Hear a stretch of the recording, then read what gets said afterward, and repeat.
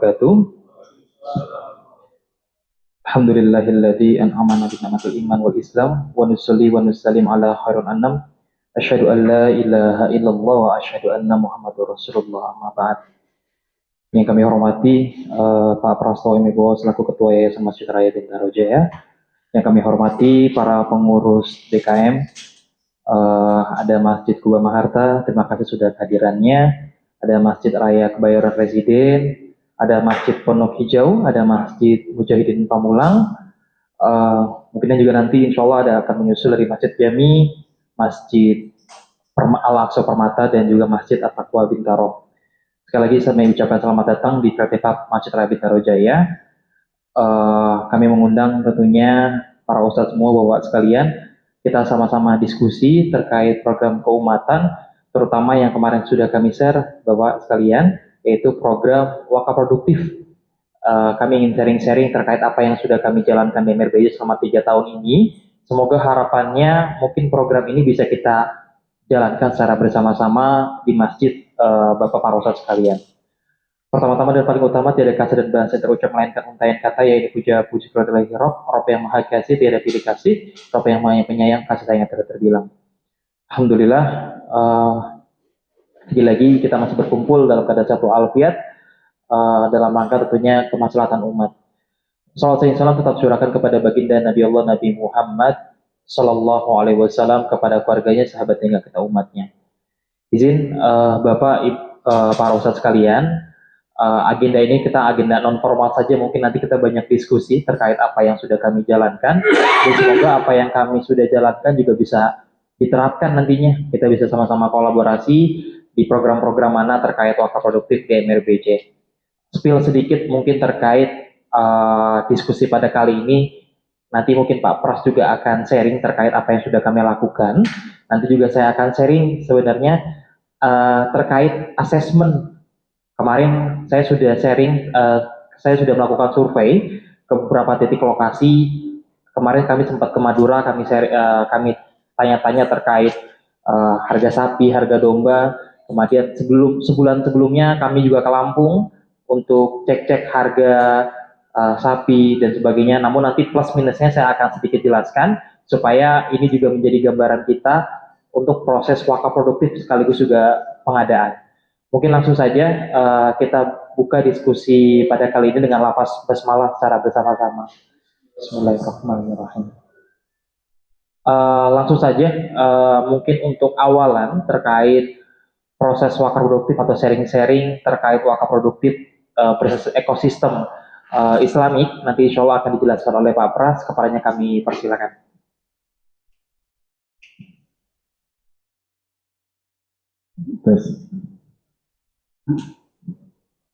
Kita izin berdiri aja ya, biar kita lebih dekat. Bismillahirrahmanirrahim.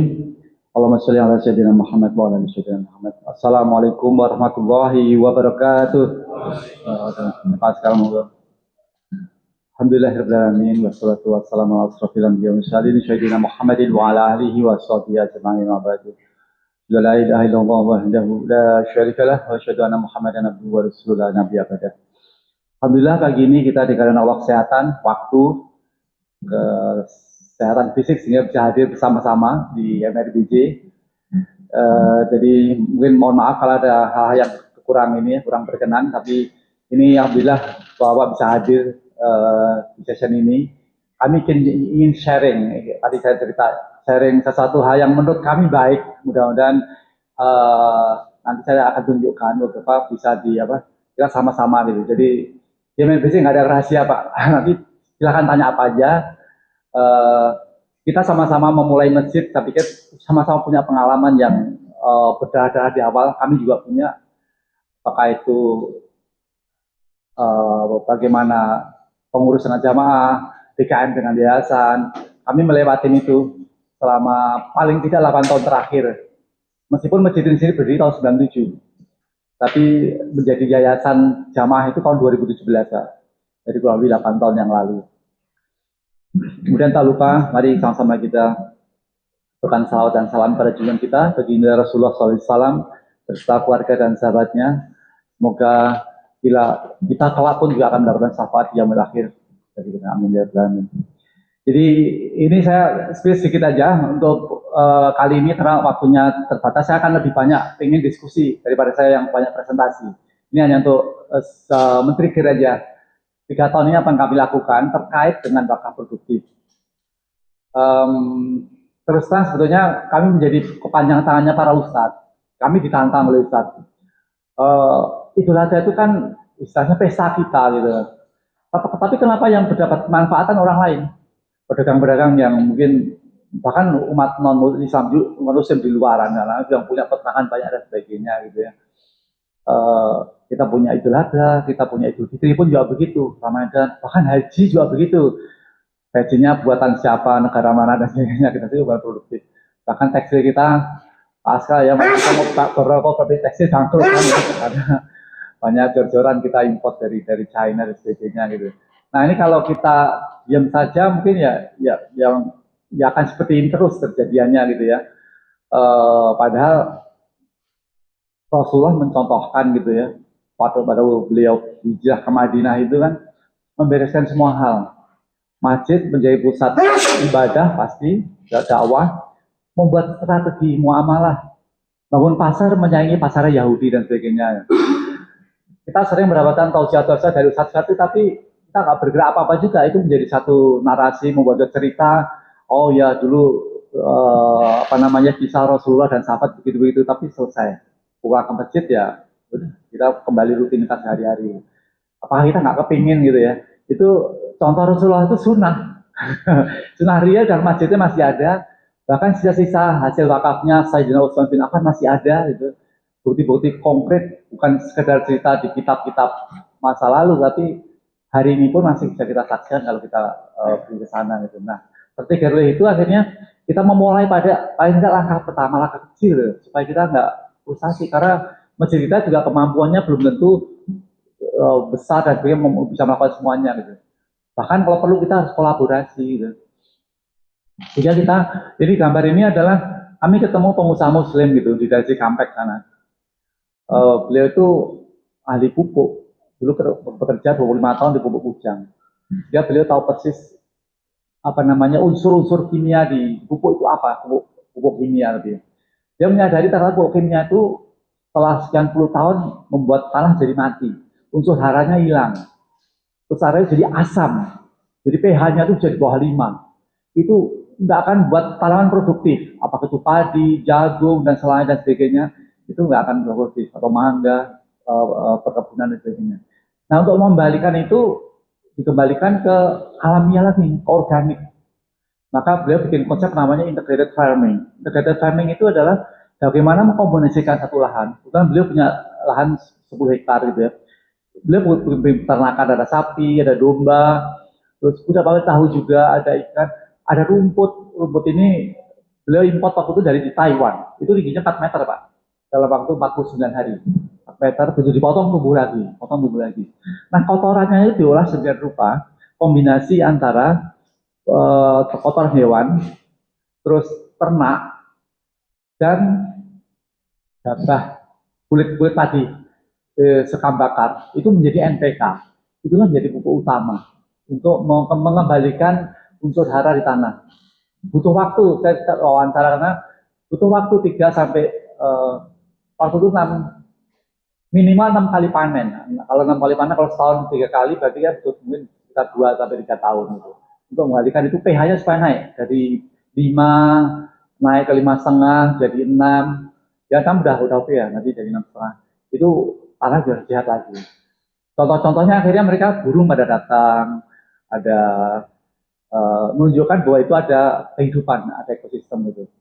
Nah, kami tertarik itu, akhirnya kita mencoba akhirnya melakukan pengembangan domba untuk mensupport beliau ini. Dan masjid, kami berpikir pada waktu itu, 3 tahun yang lalu, paling tidak MRBC nyoba dulu, kalau berhasil, kita kan sharing. Tahun lalu kami sharing, ada Pascal dari Al-Aqsa, kami sharing ke MJBJ, kami sharing ke MRKR, kami sharing ke At-Taqwa. Kebetulan yang ikut Al-Aqsa dan At-Taqwa kemarin itu. Setelah kami 2 tahun. Nanti saya tunjukkan hasilnya selama 3 tahun seperti apa. Saya bayangkan kalau masjid ini membantu. Ini kan luar biasa, ini sebenarnya kan banyak ayat tahuniyah kan kita diminta untuk melihara bumi. Khalifah fil ard itu kan kita menjadi pewaris. Bumi itu diwariskan hanya untuk orang-orang soleh. Gitu. Nah, sayangnya balik retorikanya. Apa kita termasuk orang soleh? Bukan gitu. Allah padahal di Quran bumi itu diwariskan untuk orang-orang soleh gitu. Kalau kita merasa nggak diwarisin, kita tanya diri kita masing-masing ya. Paling tidak yuk kita mari melangkah bersama-sama. Karena kalau sendirian efeknya nggak terlalu banyak. Ini buat MRBC ada efeknya hanya untuk MRBC aja. Tapi kalau masjid-masjid yang lain bergerak, masing-masing masjid punya kemanfaatan dan masyarakat akan dapat kemanfaatan juga. Dan ini akan sustain, makin besar. Ini hanya satu model pola untuk bagaimana kita mengembangkan konsep ini hanya dari peternakan hanya untuk Idul Adha. Padahal ada akikah, ada restoran, ada kita suka makan bule, makan itu untuk konsumsi hari-hari. Nah, tapi itu kan lebih luas, butuh manajemen, butuh chef yang masak dan sebagainya dan selesai proses panjang. Kalau ini lebih sederhana Pak, mulai sederhana, hanya untuk kurban saja kita mulai. Nanti kalau sudah ini, akhirnya kita akan berpikir. Saat ini kami sudah mulai berpikir adalah bagaimana kalau MLBJ menyediakan pusat untuk akikah. Banyak bayi muslim yang lahir dan sebagainya. Untuk bagaimana orang mengkonsumsi daging domba yang selama ini mungkin di salah persepsikan domba itu bikin kolesterol naik dan sebagainya. Ya selama nggak makan lemaknya nggak apa-apa. Betulnya, kadang-kadang di mislead ini kan ini yang masalah perang dagang. Nah kembali ke sini adalah ini yang kita lakukan adalah kita mulai pengembukan selama 3 tahun yang lalu pengembukan domba untuk Idul Adha, bulan korban. Antara 4 sampai 6 bulan. Makanya ini Mas Usman tepat mengundang hari-hari ini karena Idul Adha kan nanti bulan April atau awal Mei ya. Ya, kita berarti masih kita punya waktu 6 bulan gitu. Kalau nanti bawa ibu tertarik, kita arrange nanti. Kita dengan Al-Aqsa udah tahun-tahun lalu, At-Taqwa juga udah. Nanti bapak kalau pengen nyoba gitu, bukan menghalangi kita beli di kelebihannya Pak ya, saya bukan menjelek-jelekan yang di pinggir jalan orang jualan dan sebagainya gitu. Kami sebelum 3 tahun itu beli dari mereka juga, tender juga Pak, air pH dan sebagainya. Praktis, baiknya panitia tender, disiapin dan sebagainya, dikirim di sini gitu. Cuman setelah kita pikir, apa kita nggak berani atau nggak mau melangkah satu langkah ke depan gitu untuk pemberdayaan ekonomi secara menyeluruh. Karena ini nggak cuma dengan ini malah Mas Sri Darmono nih di Cikampek, dia belum juga punya pesantren juga. Kami udah bergerak ke 2 pesantren yang lain, satu di Rumpin, satu lagi di Citayam ya, Citayam Depok itu Pak, punya Ustadz Saman Al-Farisi. Kalau di Rumpin itu dekat Ustadz Jamal. Mereka ada satu pesantren di mana salah satu usahanya adalah peternakan. Nah kita support. Kita berpikirnya sedikit maju sedikit adalah pesantren itu adalah tempat regenerasi kita yang meneruskan dakwah kita, yang ngurus masjid kita. Karena dai muda itu dididik di pesantren, insya Allah mereka nanti akan tersebar di berbagai daerah gitu. Jadi kita mensupport program pendidikan ala pesantren ini dengan masjid.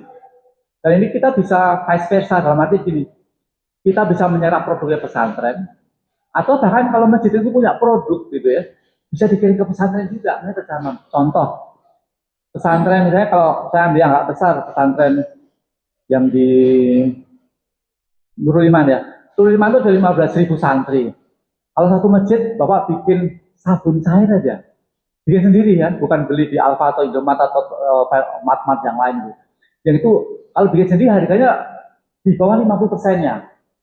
Kita juga ditambahin margin 20% atau 20% masih lebih murah dari mat-mat itu kan. Untuk tiap hari santri-santri mesti nyuci baju, masih butuh mandi, butuh ini dan sebagainya. Dan ada berapa ribu pesantren yang disebut di Indonesia ini. Jadi nggak cocok satu pesantren kita bantu supply. Atau kalau mereka belum punya, atau kalau mereka serap produknya.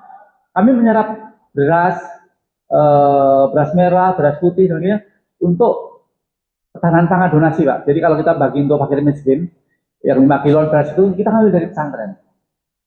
Awalnya saya juga ditentang juga teman. Pak, lebih murah di hari-hari. Beda berapa? 500 Pak, lumayan mau sekali siang. Saya pasang badan aja Pak. Saya putuskan enggak, stop dari hari-hari, kita ambil di pesantren A. Kenapa? Biar dia hidup, kita serap. Kenapa? Di bawahnya itu dia didik santri gitu. Kita untung 500 mengabaikan mereka, mereka udah ngurusin santri, jualan beras ke tempat-tempat lain gitu loh. Kenapa kita bantu sebagai orang masjid? Padahal kita tiap ada yang 3 bulanan, ada 6 bulan. Pak Irwan, Assalamualaikum warahmatullahi wabarakatuh. Ini Pak Irwan Purajaya, Ketua Pilar Sosial dan Distribusi.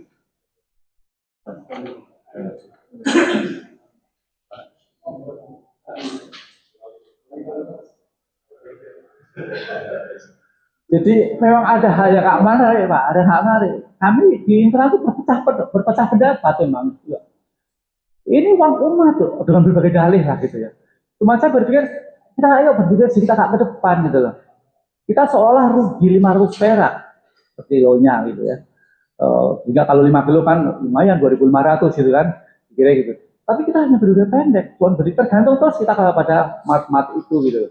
Sementara kiai-kiai kita di pesantren itu sudah didik, dia harus memikirkan ini habis panen siapa yang beli ya. Akhirnya dikasih ke tengkulak Pak, biar jadi murah. Tengkulak saya tahu Pak, itu kalau singkong gitu Pak ya, baris gini, dia ngitungnya bukan per kilo dicabutnya Pak. Berapa batang ini? Ya segini aja. Pesantren yang nggak ada pilihan Pak, dia butuh duit untuk mengoperasikan santrinya, untuk menyiapkan makanan, untuk dan sebagainya, bayar air dan lain-lain. Nah, sehingga setelah kami datang ke pesantren itu coba memahami persoalan mereka, yuk kita coba. Kalau satu masjid aja bisa membantu, kalau kita berbagai masjid yang banyak ini, di Bintaro ada berapa? Ada 50 lebih dari masjid. Luar biasa untuk kawasan Bintaro. Nah, kalau kopi ke daerah lain juga gitu. Mungkin Bapak juga dengar Nurul Asri yang di Jogja itu kan, begitu petani sayur produksi, panen, tengkulak menghargainya terlihat sekali Pak. Padahal petani itu udah pikir, ini saya harus beliin sepatu anak saya beli ini baju biar baru dan sebagainya. Pas panen, harganya anjlok. Bayangin kan, kasihan kan. Nurul Asri datang, itu contoh yang menurut saya bagus. Kami pernah mengundang beliau ke sini dan kami pernah datang ke sana juga, sharing bagaimana menyerap produk petaninya, kita bagi ke jamaah malahan. Atau enggak, yang dibeli dengan harga normal Pak, ya harga normal. Itu kan satu yang luar biasa. Gitu. Jadi jangan sampai pihak-pihak yang produsen ini menjadi suffering, menjadi bermasalah atau menjadi susah gitu gara-gara dipermainkan oleh satu mediator-mediator di tengah ini. Padahal dia belum tentu panen jual-jualan sukses setiap kali panen. Padi di Jawa saya perjalanan waktu ke kemarin banyak tanah-tanah yang itu tikus, hama dan sebagainya nggak panen sebagainya. Tapi begitu panen ada yang impor beras Pak dari Vietnam. Bayangin kan, petani ini pada posisi nggak pernah beruntung. Saya juga nggak tahu, tapi saya nggak mau mikir masalah negara lah, ini urusan para pejabat-pejabat. Kita mulai dari bawah aja apa yang kita lakukan. Nah kembali ke sini Pak ya, fokus. Coba next. Ini Pak, jadi keunggulan selama 3 tahun yang kita alami adalah bahwa kita tuh ada garansi. Kalau di pesantren insya Allah makanannya isi benar. Yang memelihara juga santri-santrinya dan sebagainya gitu. Terus dombanya sehat, kita bisa lihat. Karena kami tiap bulan akan lihat selama 6 bulan pengemukan itu kita lihat kita datang dirinya. Terus nanti proses penyembelihannya juga kita pilih julehannya adalah juleha yang syari dan sebagainya. Terus distribusinya kalau bisa juga dikemas dengan kemasan yang bagus. Karena daging itu kan akan dimakan, jadinya kita sudah mulai menghindarkan jangan cuma sekedar plastik-plastik apa itu yang hitam, plastik yang kurang hygiene dan sebagainya gitu ya. Jadi kita menjadi investor sekaligus off-taker. Jadi kita naruh uang untuk program pembukaan. Kebetulan domba ini cukup sukses. Kalau sapi kita biasanya hanya membeli dari mereka. Kita deal beberapa pekan sebelum Idul Adha, minta sekian, berat sekian dan sebagainya. Karena mereka jangka panjang belum berani juga menggaransi bahwa dari sapi muda itu nanti menjadi berapa beratnya dan sebagainya. Jadi ini test case yang real yang kami akan share adalah di masalah domba. Next coba. Terus ini yang kami lakukan ya, tahun 1444 Hijriah, 100 domba naik, 120 domba, 150 domba, 3 tahun terakhir.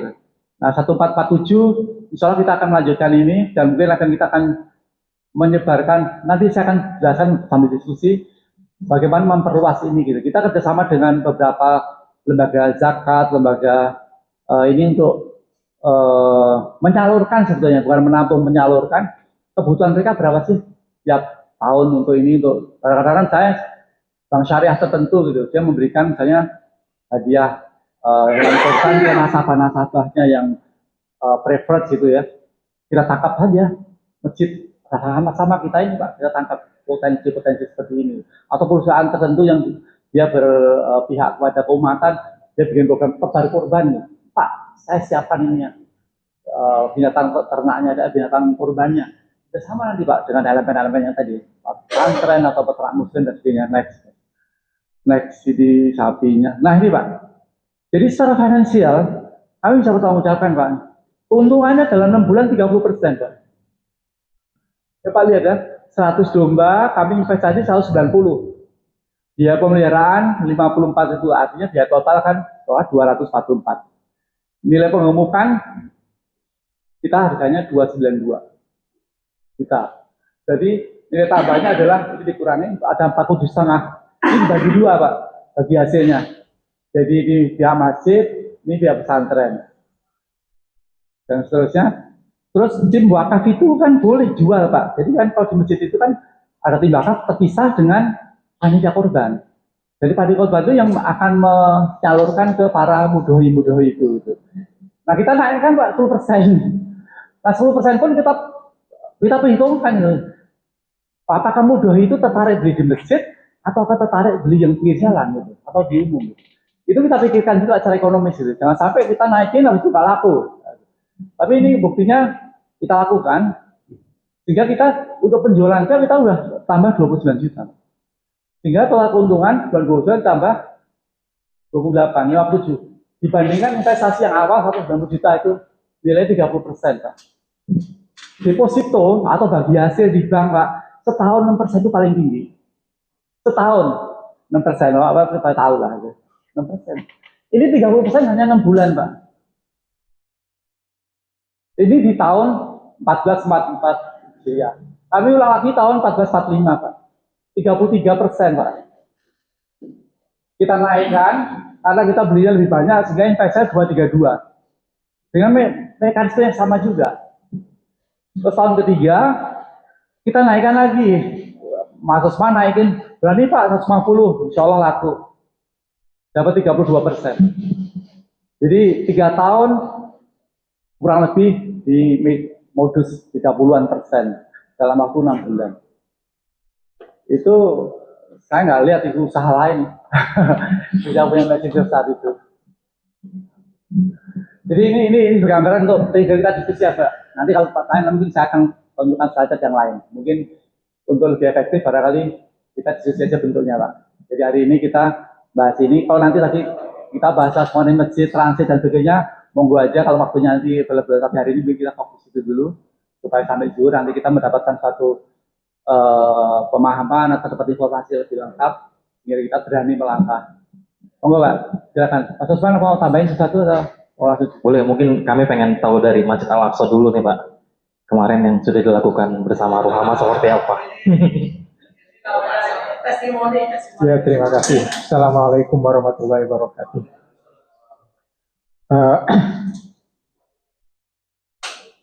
Langsung saja ya Bapak. Terus terang, perkenalkan saya Askal, biasa dipanggil Askal, saya dari Masjid Al-Aqsa Permata Bintaro. Kebetulan saya ketua yayasan di sana. Cuman tahun lalu mau nggak mau turun tangan langsung menangani ini, karena ini mungkin tadi disampaikan oleh Pak Pras, tantangannya di suatu masjid. Apa? Ini tuh butuh modal, ya kan? Modal itu, sementara masjid-masjid biasanya itu kan dari infak sedekah jamaah. Niatnya bukan untuk ini, gitu, iya kan? Jadi Al-Aqsa itu karena kita dekat ya, Korsil sama Pak Pras sama MRBJ dan yang lain itu dari dulu udah pengen ikut Pak. Cuman mau masuknya gimana ini, gitu. Sama seperti sampaikan Pak Pras. Beberapa pengurus itu masih beda pandangan. Gitu. Akhirnya mau nggak mau karena yang dana masjid itu bukan diniatkan untuk investasi seperti ini, jadi kita kan nggak berani pakai ini untuk itu. Nah kebetulan saya di Al-Aqsa itu juga menghandle tokonya masjid gitu ya. Akhirnya saya putuskan menggunakan dananya toko, karena itu memang untuk komersial. Nah, gitu. Akhirnya setuju semua itu. Nah, kita tidak menggunakan dana masjid. Cuman visi misinya sebenarnya untuk yang ini itu kita meyakinkan semua pengurus. Kan kita cuman salah satu dari pengurus Pak ya. Kan semua harus yakin. Ini ada resiko, ini ada itu. Iya, tapi kalau nggak dijalankan, nggak akan tahu kita gitu. Akhirnya ya sudah, kita putusin di Al-Aqsa waktu itu, ini merupakan bagian dari toko yang bergerak untuk investasinya. Memang peruntukannya untuk kurban jamaah, terserah jamaah mau pilih yang mana ya. Karena di kita cukup banyak juga Pak. Tiap tahun itu sapi kemarin tuh lebih dari 50 kurban itu. Jadi kambing atau domba sekitar 100. Sama dengan MRBJ, selalu beli dulu kita tenderkan gitu. Itu kan nilainya miliaran Pak, hampir 2 miliar kan ya kalau nggak salah. Dan kita nggak dapat apa-apa gitu. Makanya tahun lalu kita bersama-sama dengan MRBJ yang sudah berpengalaman, partnernya juga udah proven gitu ya. Karena partnernya sebenarnya juga tahun sebelumnya sudah ke kita juga, cuman kita nggak berani melangkah karena ini itu ya.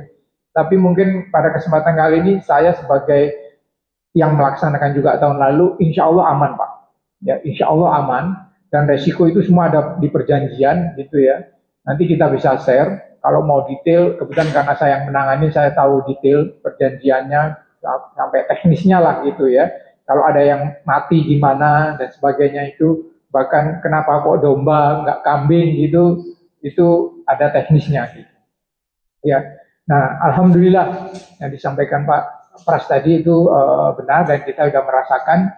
Jadi ini berarti termasuk keuntungan yang kita peroleh dari jamaah ya, harga jual jamaah gitu ya. Karena kalau yang di Al-Aqsa tahun lalu itu, yang program penggemukan itu adalah toko gitu ya. Yang jual ke jamaah adalah masjid. Jadi yang program penggemukan saja Pak, itu bersihnya kita 20%. Ya. Sebenarnya program penggemukannya sendiri itu 40% lah, lebih dikit ya. Tapi kan kita bagi hasil dengan pesantrennya gitu ya. Waktu itu juga gitu, sama mungkin ini nanti bisa jadi pertimbangan dari Bapak-Bapak. Di kita ada dua, mau dengan pesantren atau yang sama pengusaha muslim, sama-sama muslim. Gitu. Tapi karena tujuan kita adalah yang penting meyakinkan pengurus, jadi saya lempar ke pengurus saja mana, pesantren, oke pesantren. Yang penting jangan dulu Bapak, gitu ya. Mungkin kalau melihat Pak Pras kan sedang ngalamin dua-duanya. Melihat yang besar itu di pengusaha muslim, besar memang Pak tempatnya. Tapi kalau yang kami pilih pesantren itu yang di Ruhama, di Bogor, mungkin nggak sebesar seperti pengusaha itu gitu. Tapi ada nilai tambah tadi yang disampaikan oleh Pak Pras. Karena di pesantren itu keuntungannya untuk para santri, membiayai juga pendidikan para santri yang dikirim ke luar negeri segala gitu. Jadi kita lebih semangat lah milih pesantren. Yang penting jalan. Dan alhamdulillah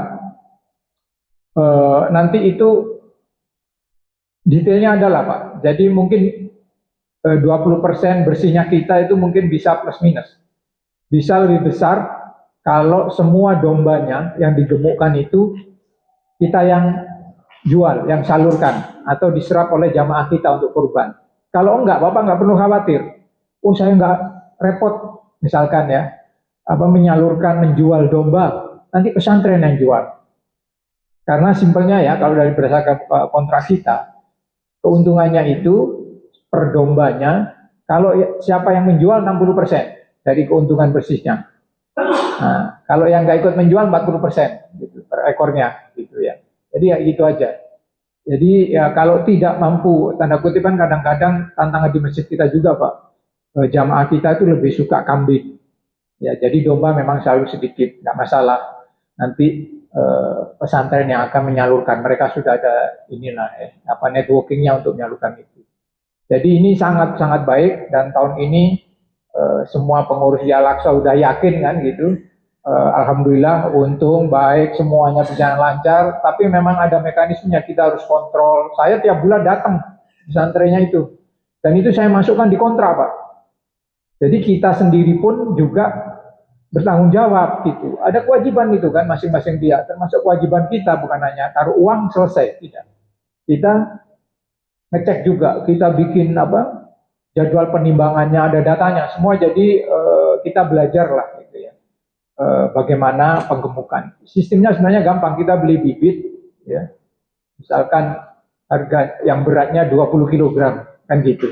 Nanti dipelihara sama teman-teman di pesantren, kira-kira nanti jadi misalkan 35 kilo. Karena harga pada saat kurban itu jauh lebih tinggi, nah itulah keuntungan yang kita bisa peroleh. Seperti itu sih Bapak-Bapak. Insya Allah kita juga akan lanjut, tahun ini juga akan ikut lagi, ya. Program penggemukan ini mudah-mudahan juga bisa tambah banyak lagi, tergantung uangnya. Kemarin terus terang kita dananya terbatas karena kalau di MRBJ kebetulan udah di awal ada orang yang mewakafkan dana gitu ya. Kalau kita enggak, jadi dana toko ini kemarin kita sekitar 100 jutaan lah, lebih dikit kita cuman. Jadi cuman kita start dengan 50 ekor tahun lalu. Mudah-mudahan tahun ini bisa lebih banyak. Insya Allah ini kalau berjalan, semakin banyak masjid yang ikut, ya seperti disampaikan Pak Pras, manfaatnya akan semakin banyak yang merasakan, bukan pedagang-pedagang itu gitu. Nah, jadi masjid-masjid juga bisa lebih ini, apa ya, memberdayakan lah ya, kemampuannya, dananya dan sebagainya. Tapi kuncinya emang satu Pak, harus ada yang urus gitu ya, satu PIC yang in charge gitu ya. Sehingga bersama dengan partner, dengan pesantren ataupun dengan pengusaha muslim itu bisa ini. Nah, apa ya, kepercayaan itu timbul gitu ya, terus kontrolnya terjadi. Gitu. Contoh, karena kepercayaan timbul, sebenarnya di kontrak itu, kalau ada yang meninggal ya, itu ditanggung bersama, kan misalnya kayak gitu ya. Tergantung penyebabnya itu ya, meninggalnya itu.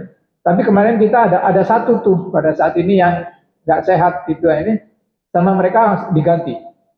Al-Aqsa nggak mengeluarkan apapun, mereka sendiri langsung ganti. Jadi insya Allah kepercayaan itu ini apa dibentuk karena visi misinya yang sama. Jadi ini semua dakwah sebenarnya bukan soal duitnya gitu. Duit itu pas udah ada hitungannya lah gampang. Tapi ini dakwah bagaimana membangun seperti yang disampaikan Pak Pras, ekonomi Islam ini bergerak bersama, tumbuh gitu ya. Itu aja mungkin ya, yang khusus ya terkait penggemukan domba. Untuk yang lainnya mungkin nanti silakan kalau mau diskusi-diskusi. Kebetulan kita di Forsil juga banyak sekali program-program yang mungkin juga bisa diadop atau dilaksanakan sesuai dengan ini. Ini juga yang perlu di tiap-tiap masjid itu nggak mungkin sama lah ya. Karena karakter jamaahnya beda, situasi lingkungannya beda, nggak masalah itu Pak. Yang penting mana yang bisa kita lakukan, kita lakukan. Yang tidak bisa, ya nggak apa-apa. Ya. Kita mungkin dengar Joko Karya dan sebagainya tadi besar-besar ini. Nggak apa-apa Pak, kalau saya ke teman-teman nggak masalah, itu memang ininya dia gitu. Kita punya sendiri. Masyarakat kita beda, kita di dalam komplek, misalkan kita di tengah kampung, kita di kan beda-beda semua. Yang penting itu tadi, kita ada dari visi misi kita yang sama gitu. Kita berdakwah, ya kan, memperjuangkan Islam, membangun masyarakat Islam ini semakin kuat. Itu aja sih sebenarnya. Tapi tidak, kalau strategi kita memang tidak gembor-gembor, wah berteriak-teriak gini, tidak. Kita bangun fondasinya ini. Udah gitu. Bapak-bapak mungkin bisa lihat bagaimana MRBJ, Pak Pras dan teman-teman membangun ini semua kayak gini. Saya yakin di masjid-masjid bapak-bapak sekalian juga sama gitu. Cuman beda skala aja mungkin, atau beda karakter masjidnya. Tapi yakinlah insya Allah kalau kita memang konsisten gitu ya, memurnikan niatnya, jalan pasti ada. Dan sekarang ini alhamdulillah kita jalan, dan kita juga sama Pak Praf akhirnya jadi inspirasi bagi kita. Masjid Al-Aqsa juga mulai membentuk program yang namanya wakaf dana produktif juga ini. Cuman memang tantangannya kita belum berani notch gede. Tantangannya ini di ngurusnya Pak, karena kalau amanah uang masuk banyak, tidak nggak ngurus, itu kan jadi kita yang jadi beban. Amanah ini gitu. Jadi di kita udah ada satu ini, yang penyalurannya lah ya, bagaimana jadi produktif. Cuman ini kan musiman. Nah, kita nggak mungkin mengandalkan itu. Bagaimana di luar musim itu kan kita juga harus muter. Nah, ini kita masih lagi nyari alternatif apa. Karena ini wakaf, kita harus sangat hati-hati, gitu ya. Jangan sampai berkurang, gitu. Karena ini amanah, jadi kita tidak sembarangan investasi lah, ibaratnya gitu. Nah, makanya kita belum mensosialisasikan ke jamaah juga. Ini baru tertutup. Dan alhamdulillah sudah ada ratusan juta yang masuk. Tinggal PR kita nih, ya itu tadi, bagaimana mengelolanya. Ini PR, nanti kita belajar bareng-bareng lah sama teman-teman di MRBJ yang mungkin duluan, nanti kita bisa bersama-sama. Kita nggak apa-apa Pak, teman-teman seperti disampaikan Pak Pras juga terbuka kok dari dulu. Maksudnya programnya itu mau dijiplak, mau di apa, mereka siap membantu. Bahkan kita di Forsil itu kalau memang ada yang bagus di suatu masjid itu mau, nggak ada tenaganya, bisa dibantu tenaganya juga, gitu ya. Nah, gitu. Jadi istilahnya visi misi kita, mari kita berdakwah bersama. Ya, saya yakin sama lah niatnya semua, Bapak-bapak sekalian. Mungkin itu aja. Terima kasih. Assalamualaikum warahmatullahi wabarakatuh. Waalaikumsalam warahmatullahi wabarakatuh. Terima kasih Pak Askal atas tadi testimoni mungkin yang sudah dilakukan. Alhamdulillah. Ini saya juga nambahin sedikit mungkin dari Pak Askal. Tadi di Al-Aqsa yang bersamaan juga kami di MRBJ juga 50 ekor. Nah tadi Pak Askal ada dua skema yang diserap dan ada skema juga yang memang diserahkan kepada pesantren, dan alhamdulillah bagi hasilnya adalah sekitar 20%. 20% mungkin dari 100 juta berarti sekitar 20 jutaan. Dan lagi alhamdulillah lagi 20 juta itu lagi-lagi untuk kemaslahatan umat dan untuk masjid juga. Nah mungkin nanti sebelum sesi sharing-sharing lagi ini saya izin apa yang sudah kami lakukan di MRBJ untuk proses asesmen ke mitra-mitra. Alhamdulillah kami dari tahun bulan Juli kemarin 2025 kami sudah melakukan asesmen. Kemarin juga sebenarnya sempat ke Madura dan beberapa kota lainnya, ke Lampung dan Jabodetabek kami sudah melakukan asesmen tersebut. Nah kemudian ini hari ini sebenarnya kami ingin menawarkan mitra-mitra juga. Semoga harapannya masjid yang hari ini hadir bisa kolaborasi bersama.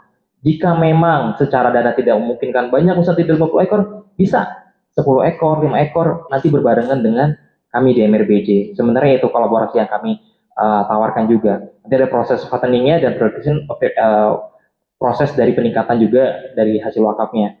Nah, ini sebenarnya lokasi-lokasi yang insya Allah ada beberapa mitra baru. Jadi insya Allah pada hari ini kami tidak akan menyampaikan terkait domba saja, tapi juga ada sapi yang mungkin ini nanti akan menjadi referensi hal-hal baru yang bisa dikembangkan oleh masjid bapak-bapak sekalian.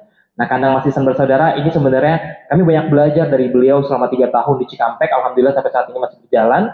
Kemudian kandang LRD Farm ini kemarin kami tawarkan ke Pak Askal dan teman-teman di Al-Aqsa. Namun kemudian kandang Rahmat Berkah Abadi ini yang di saat ini sudah berkolaborasi beliau dengan MJBJ dan Asar terkait pengadaan domba, kambing dan juga sapi. Kemudian ada kurban dong, ada di daerah Jawa Barat, ada di daerah Sentul. Kemudian ada kandang sapi Morogede ini di Lampung. Untuk sepil Bapak kalau boleh tahu, kalau boleh kami informasikan, sapi untuk di daerah Lampung harga per kilo hidupnya itu sekitar Rp55.000. Sekitar Rp55.000 gitu kan. Dan biaya kirim dari Lampung ke Jabodetabek atau ke kita daerah Bintaro itu mungkin sekitar paling murah Rp500.000, paling mahal di Rp800.000 atau kok per ekor. Jadi satu bobotnya itu berarti ditambahkan sekitar 2.000 sampai 3.000. Berarti kan kalau misalkan 55.000 sampai ke MRBJ 58.000. Rata-rata kalau kami di MRBJ mendapatkan angka untuk sapi paling murah itu sekitar Rp65.000. Ada gap sekitar 7.000-an. 7.000-an kalau kita ngomongin wakaf dikalikan dengan bobot beratnya itu lumayan untuk operasional masjid dan untuk kemaslahatan nyari masjid juga. Nah, terus ada kandang Padagi Farm, ini ada di Gunung Sindur. Kemudian ada kandang Fajar Farm, ini ada di Gunung Kidul, Yogyakarta. Ini prosesnya ada 2 skemanya. Kalau di kandang Fajar Farm bisa beli putus, plus juga bisa pengemukan, nanti saya tahu ininya, dan kandang Nusaku Farm yang ada di Tajur Halang. Nah, ini saya izin untuk share angka-angkanya. Tadi seperti yang Pak Askal sebutkan, insya Allah kami terbuka.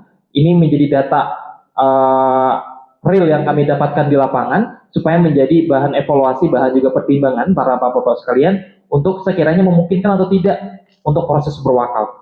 Nah, untuk kandang Mas Isam bersaudara ini ada di Cikampek yang sudah kami lakukan 3 tahun. Beliau ini angka-angkanya Bapak. Jadi untuk bibitnya, untuk yang 20 kilo harganya 1,8. Ini rata-rata saya ngambilnya adalah kuantitinya di 50 ekor. Nah, untuk yang 25 kilo harganya 20,3 juta. Dan di Pak Sri ini adalah untuk mitra-mitra yang kami saat ini berkolaborasi, beliau adalah mitra yang paling murah untuk biaya operasionalnya. Karena di Mas Ihsan bersaudara ini, beliau tadi yang Pak Pras sudah presentasikan, beliau punya lahan untuk rumputnya. Terus ditambah lagi terkait konsentrat, beliau punya peternakan tahu, pabrik tahu untuk pembuatan tahu. Jadi ampas-ampas tahunya, jadi akhirnya untuk pakannya tadi ekosistemnya beliau berjalan sehingga ini sangat murah untuk biaya operasional. Biaya operasional beliau itu di 2.500 per harinya. Oke itu. Nah, untuk biaya pengantaran sama, total investasi beliau sekian di 106.750.000 rupiah. Nah, ini bisa dibaca sendiri terkait kelemahan dan kelebihannya. Kemudian juga di Pasri untuk bagi hasil tahun ini mungkin saya share juga ke Pak Askal untuk yang di Ruhama, kemungkinan jika memang ada juga itu akan ada perubahan di komposisi bagi hasil. Komposisi bagi hasil. Nah, di Pasri ini komposisi bagi hasil ketika kita menyerap itu sekitar 50% 50%. Di tahun sebelumnya beliau ketika MRBJ menyerap atau kita menyerap itu 60-40%. Tapi tahun ini kami mendapatkan data rata-rata mintanya 60-40. 60 untuk pengelola, 40 untuk investor. Saat ini seperti itu. Nah, ini Pak Sri secara secara bagi hasil untuk mitra yang kami dapatkan beliau paling besar 50-50. Nah, N-nya harga nanti ketika panen beliau mendapatkan harga Rp90.000. Jadi kita bisa mendapatkan harga panen plus nanti keuntungan berbeda itu Rp90.000 per kilonya untuk hidup dan ditimbang real di lokasi.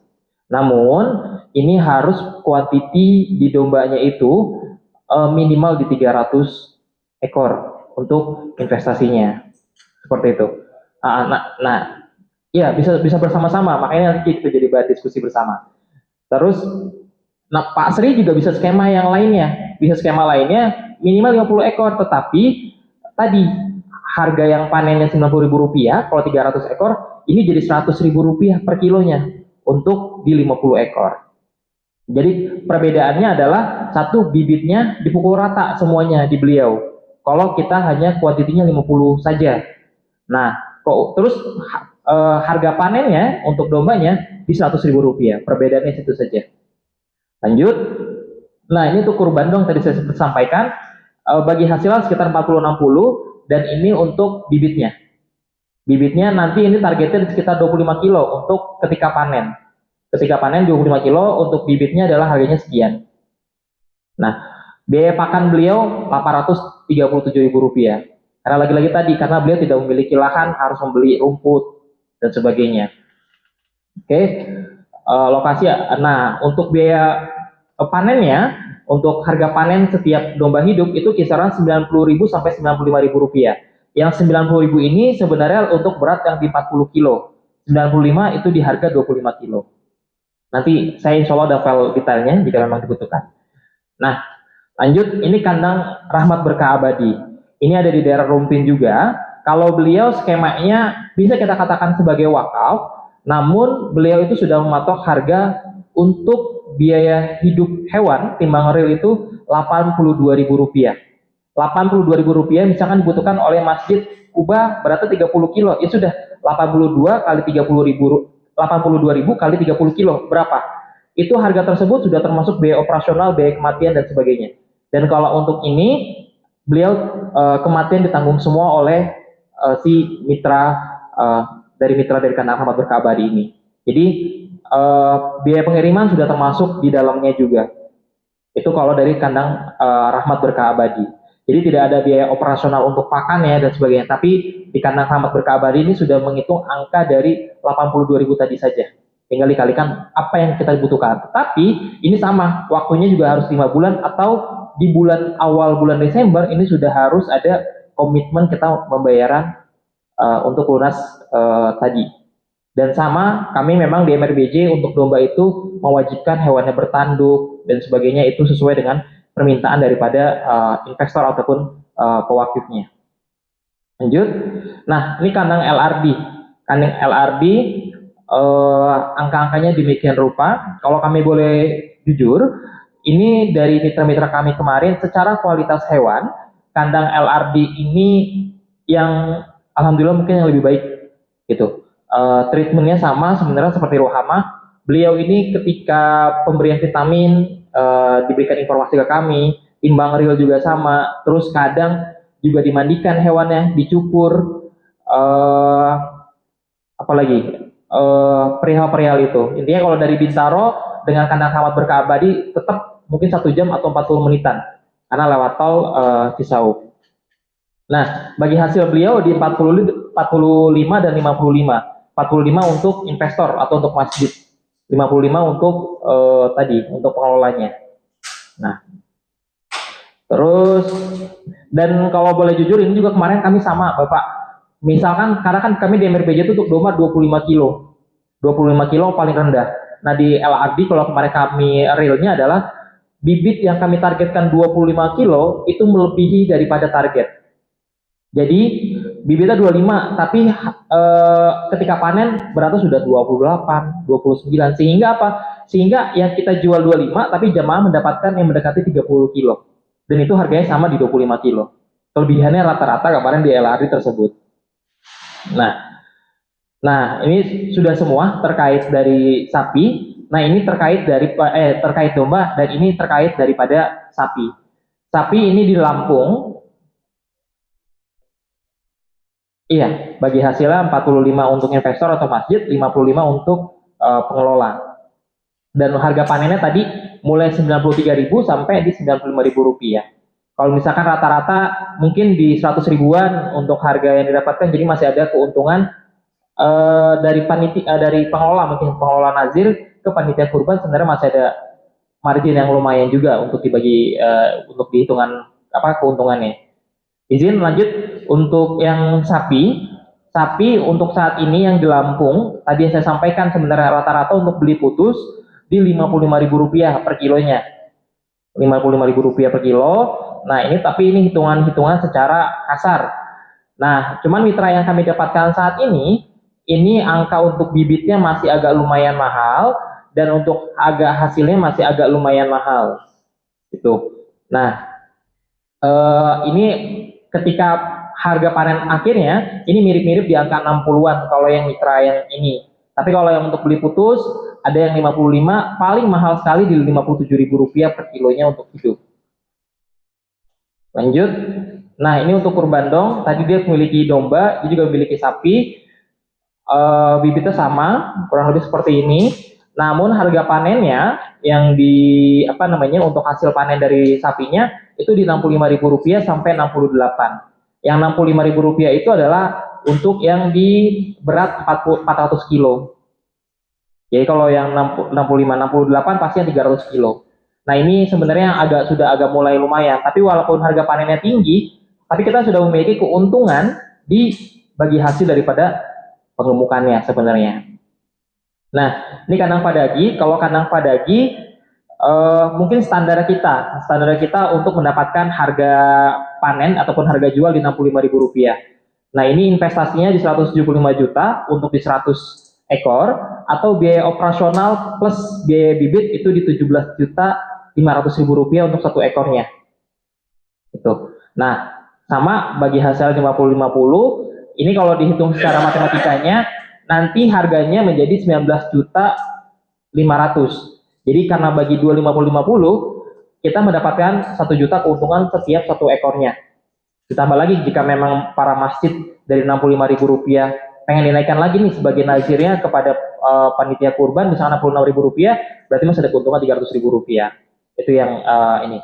Dan terakhir sebenarnya ini yang sangat agak lumayan untuk masjid.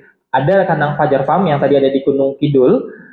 Namun insya Allah beliau ini hamin 1 bulan Hamin 1 bulan sebelum Idul Adha, sapinya akan dibawa ke area Tangerang.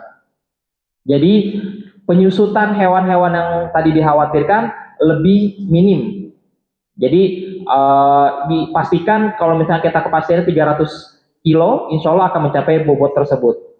Jadi karena di Tangerang, Hamin 1 bulan sebelumnya, hewannya sudah dikirimkan ke Tangerang. Beliau akan ada mendapatkan tempatnya. Dan murahnya lagi atau hasilnya lagi, hasil beliau kan ini 163 juta untuk investasi di 10 ekor. Untuk harga panen untuk di sapi tersebut di angka kisaran 62 sampai 63 ribu rupiah per kilo sudah sampai masjid masing-masing. Seperti itu. Ini beli putus pun, kalau beli putus beliau di 63 ribu rupiah per kilo. Itu 63 ribu rupiah per kilo. Ada lokasi di Tangerang juga nantinya. Di Hamin 1 bulan beliau akan membawa hewan-hewan dari Gunung Kidul ke Tangerang tadi. Seperti itu. Nah, kalau kandang Nusaku ini harganya cuma 65 ribu rupiah dikalikan berapa beratnya saja dan sebagainya. Kayak gitu. Nah, kandang Mas Ihsan bersaudara juga sama. Harga per kilonya 65 ribu rupiah, tetapi minimal harus ada jumlah investasi di 100 ekor sapi. Kandang LRD sama, kalau kandang LRD harga panennya di sekitar 68 ribu rupiah, ini investasinya demikian dan bagi hasilnya sekian juga. Seperti itu. Itu Bapak yang mungkin bisa kami share dari tadi dari ini semua. Ini kami mengusahakan seoptimal mungkin, pasti yang peternak muslim plus yang beririsan dengan pesantren yang ada di sini, ada di kandang LRD Farm. Beliau setiap keuntungan dari satu hewannya itu ada berapa persen rupiahnya untuk masuk ke pesantren. Seperti itu. Itu saja mungkin yang dapat saya paparkan. Mungkin monggo mau didiskusikan apa hal-hal yang tadi sudah kami sampaikan, mungkin bisa menjadi bahan pertimbangan juga yang bisa diterapkan di masjid-masjid. Insya Allah mungkin kami dikit disclaimer, insya Allah tahun ini di MRBJ kami akan menjalankan di dua tadi, baik di domba maupun di sapi. Dan alhamdulillah selama 3 tahun kami menjalankan dengan dana wakaf awal 190 juta rupiah, sekarang sudah terkumpul dana wakafnya sekitar 450 juta rupiah. Dan insya Allah dalam waktu dekat ini, karena sesuai dengan amanah pewakif, setelah 3 tahun kami bisa distribusikan manfaatnya untuk ke mauquf aliyah ataupun penerima manfaat yang dibutuhkan. Seperti itu. Itu saja mungkin yang dapat kami share. Mungkin bisa di-share juga. Kemarin Pondok Hijau juga sudah kami hantarkan, sudah kami temenin ke LRD, dan Pondok Hijau masih di Ciputat juga sudah menjalankan skema ini, namun 1 tahun. Nah, ini kami punya penawarkan skema yang rata-rata 6 bulan. Gitu. Mungkin Bapak, para ustadz sekalian, kita boleh share-share atau ingin menanyakan lebih detail lagi dengan apa yang tadi Pak Pras sudah sampaikan, sudah apa yang saya sampaikan, monggo jika memang ada yang ingin ditanyakan. Itu saja. Dari Pondok Hijau mau sharing dulu Bapak? Boleh.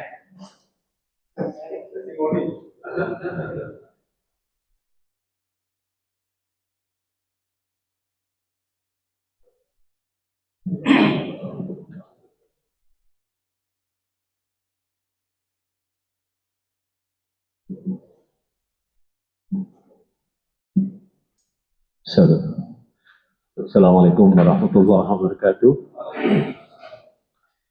Terima kasih kesempatan yang diberikan. Jadi mengenai wakaf produktif ini, pengelolaannya kalau Masjid Pondok Hijau, alhamdulillah sudah mulai. Alhamdulillah kita sudah mulai untuk penggemukan kambing ini sudah berjalan 5 tahun dan itu mandiri. Nah, kalau mengenai dana tadi sempat disinggung, kita tidak menggunakan dana masjid, tapi kita yang memprakarsai itu beberapa toko, kira-kira mungkin 20 orang ya, 20 orang. Nah, itu yang menjadi penanggung jawab dan mereka yang sharing dana. Kita, karena kita yang optimis, kita yang punya gagasan, nah kita yang sharing dana. Masing-masing kalau tidak salah 2,5 juta ya. Nah, 2 juta sehingga terkumpul dana itu sekitar ya 50 juta di awalnya, 75 mungkin. Nah, itu awal-awalnya mungkin sebelum kita terjun ke kambing itu kita membiayai UKM. Jadi orang-orang supaya untuk ke masjid itu, dan itu alhamdulillah rugi 60%. Jadi memang resikonya begitu. Jadi ada pedagang-pedagang kecil supaya ke masjid kita modalin ke MRBJ itu. Akhirnya dananya sekitar 40 dan alhamdulillah Allah berkehendak kita akhirnya memenuhi kebutuhan korban di masjid yang cukup besar, sekitar 50-60 kambing setiap tahun. Kita akhirnya penggemukan dan sekarang dalam waktu mungkin 3 tahun itu sudah dananya kembali lagi. Sudah menjadi 80 juta kembali lagi ya. Nah, insya Allah ke depan mungkin kita yang sendiri juga akan kita pertahankan. Tadi menarik juga karena kita juga ada menara kita bisa manfaatkan untuk BTS ya dengan Telkomsel, dan itu ada income pasif, dan alhamdulillah tahun ini kita ada masuk dana, mungkin kita akan bisa sharing di kambing atau di sapinya, karena sapi kita setiap tahun sekitar antara 13 sampai 15 ekor. Iya, kambingnya mungkin 50-60. Jadi kalau nanti tadi sempat didengar bagaimana nih kita nggak ngambil dana masjid. Nah, kita harus bisa dari orang per orang itu bikin koperasi syariah kita. Akhirnya dari dana itu kita bisa pakai untuk pengembangan. Mungkin nanti teknisnya nih Pak Guritno ini yang sering di lapangan, dan mungkin ke depan kita berharap apa nih dari MRBJ ataupun dari sinergi semua pengurus masjid ini. Mungkin demikian dari saya. Silakan Pak Guritno selengkapnya secara apa yang ingin disampaikan. Terima kasih. Assalamualaikum warahmatullahi wabarakatuh. Assalamualaikum warahmatullahi wabarakatuh. Mungkin bagi saya ini tidak ingin cerita tentang masing-masing ya. Saya karena melihat ini ada variasi teman-teman baru, masjid-masjid yang saya belum kenal, dan Pak Pras tadi mengatakan pertama adalah ini kan milik kita semua, Idul Adha, terus Idul apa lagi, Haji, itu milik kita. Kenapa kita nggak bisa ngambil itu? Nah, ini merangsang banget, itu inspiring gitu ya. Jadi artinya di sana ada pasar besar. Nah, Pak Pras ini sudah mengumpulkan para masjid ini. Kenapa kita tidak menjadi satu untuk mencoba untuk ke sana? Walaupun sudah ditawarkan opsi-opsi ini kan, tapi mungkin opsi lain juga masih ada, karena tadi ceritakan ada pesantren yang menjadi produsen, pesantren yang menjadi konsumen juga, tapi mungkin juga masih bisa kita optimalisasikan kegiatannya. Jadi mungkin dengan bersatunya ini kita membuat satu konsep baru, bagaimana kita memetakan peluang-peluang tadi, di pesantrennya yang mana, pesantren yang bisa menjadi konsumen siapa. Nah, itu dipetakan bareng, baru kita bicara lagi untuk kolektif dana gitu ya. Karena tadi yang mengganjal tadi adalah ada mediator yang sangat merugikan. Artinya kata lain bisa katakan tengkulak gitu ya. Nah, itu kan kalau masjid ini bisa menyingkirkan itu kan jauh lebih bagus lagi. Sehingga menurut saya kalau yang kecil-kecil, bukan kecil, kalau peluang-peluang seperti ini ditawarkan, mungkin di masjid lain juga sudah punya. Dengan segala macam kendalanya, dengan segala macam apa, mereka sudah punya. Nah, kalau harus bergabung di tempat yang satu juga, itu mungkin akan ada pemikiran baru lagi. Nah, di kita sendiri sebenarnya merasa bahwa kalau dari domba itu kita merasa bahwa kita sudah cukup settle gitu ya. Tinggal persoalannya adalah di pasar. Bagaimana kita memperbesar bisa, tapi pasarnya nggak ada. Dia terbatas oleh komplek. Karena kita tidak bisa menjual keluar seperti, karena kita tidak punya distributornya juga. Bagaimana mendeliver itu nggak punya. Jadi kalau memungkinkan kerjasama itu tidak hanya sekedar ada kegiatan dan kita kolek dana, tapi ada kemauan dan ada kemungkinan dana dan kemungkinan kita membangun konsep baru. Saya kira itu dulu, karena tadi Pak Pras saya menarik banget ceritanya.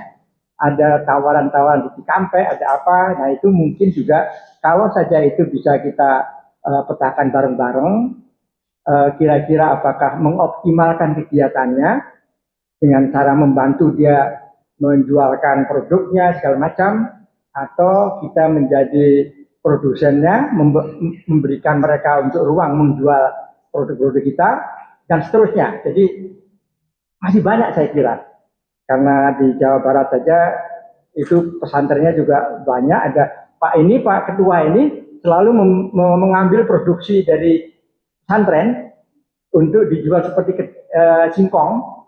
Singkong itu diambil oleh Pak Ketua ini untuk artinya itu tidak mengambil keuntungan tapi membantu pesantren.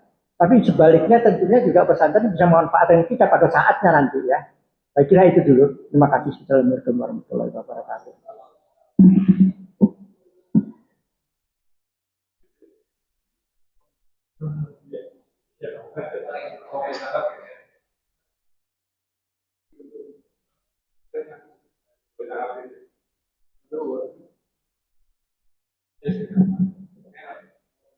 Halo, jelas? Assalamualaikum warahmatullahi wabarakatuh. Ini suatu kehormatan buat kami dari Pamulang diundang nih. Jadi saya dapat Pak Billy, dapat undangan dari Jura Bintaro, alhamdulillah bisa bergabung di sini. Mungkin ini kali pertama Pak kita datang Pak ya. Mudah-mudahan ke depan kita makin intens Pak. Karena terus terang kami ini baru tahun pertama Pak Darte pengurus di Amujari ini. Jadi masjid ini masjid yang nanti kalau Bapak bisa datang ke Pamulang, masjid yang terbesar di Pamulang Pak, mungkin di Tangsel mungkin, karena tanahnya 3.200 meter, gedungnya mungkin 3.000 meter, 2 lantai. Cuman dulu mungkin waktu proses pembangunannya saya juga nggak paham ya, dulu 2 lantai itu sebesar itu, konsep seperti apa itu mesti dipetakan buat kita juga, tapi apapun yang terjadi itu mesti kita manfaatkan buat umat gitu. Nah terkait wakaf produktif khususnya untuk kurban, ini belajar dari pengalaman mungkin beberapa tahun sebelumnya dulu ya, kita itu sempat 80-an kambing lah setahu saya pernah itu dan sapi. Cuma lama-lama karena proses pengurusnya yang tidak capable begitu, kepercayaan itu nyusut gitu. Akhirnya banyak warga yang membuat pemotongan di masing-masing begitu. Termasuk di RT saya ketua RT, itu tidak mau motong kambing atau kurban di masjid Pak. Jadi warga ingin udah dimotong sendiri Pak. Tiap tahun tuh sekitar 7 sapi, ya 15 kambing lah, itu di RT kita Pak. Ini ke depan mungkin saya juga ingin sharing dengan teman-teman lain di sini, bagaimana mengembalikan kepercayaan sebelumnya Pak. Jadi kepercayaan ke masjid begitu. Karena betul tadi apalagi dipresentasikan di sini, sebetulnya ini kan potensi umat-umat juga Pak ya. Jadi sayang apabila tiap tahun kami juga belanja sapi, belanja di pinggir-pinggir, belanja yang paling murah itu kambing. Jadi tidak ada polanya begitu. Kalau kambing sekarang kami di Mujahidin sudah mulai beli dari farm Pak Teh, sudah ada, tapi belinya pada saat pada hariannya begitu. Saya menarik ke depan untuk saya nih belajar dari teman-teman juga di sini, dan saya juga ingin insight dari masukan dari teman-teman bagaimana membangun kepercayaan sebetulnya Pak. Bagaimana orang percaya menitipkan itu ke kami begitu. Karena kalau melihat sejarahnya tuh Pak, kita ini besar-besar, seharusnya ya potensinya bisa kembali ke tahun-tahun yang sebelumnya lah, bisa di atas 80 something lah gitu ya. Karena masjidnya di tengah-tengah alun-alun, kalau ada sosialisasi yang baik kepada publik gitu, karena sebetulnya masjid kami bukan masjid komplek, jadi masjid singgah. Jadi kompleknya mungkin ya jemaahnya kalau subuh aja. Tapi kalau zuhur, asar, maghrib, bisa itu banyaknya tamu gitu, masjid singgah. Posisinya betul di depan alun-alun Pamulang, di pinggir jalan Siliwangi. Itu kalau hari-hari malam Sabtu, malam Minggu itu ribuan datang orang apa liburan di situ, jadi pasar malam. Cuman ya tadi karena tidak ada informasi apapun kegiatan di masjid, jadi mereka emang itu mungkin tantangan baru apa ya. Jadi bagaimana masjid menjadi daya tarik dan hal kayak gini bisa tersosialisasi ke publik gitu. Mungkin ini jadi challenge buat kita ya. Tapi untuk ke depan, saya pikir yang untuk wakaf apa tadi wakaf produktif sapi, coba nanti saya dengan teman-teman di yayasan ya mencari pola juga apa ya, karena saat ini tahun 2025 kemarin berapa tuh kambing sapi itu sapi 10 4 bulan sih gitu. Jadi ya saya pikir masih bisa ini balonnya bisa tiup lagi dan bisa besar lebih gitu. Tapi emang kami butuh kerja keras bagaimana membangun trust orang pada kita aja begitu. Mungkin demikian Pak, ini terima kasih atas undangannya. Jadi kami juga baru dapat insight nih berita mengenai dari, dan mungkin banyak hal lagi Pak ke depan yang saya ingin belajar banyak dari Bintaro ini gitu ya.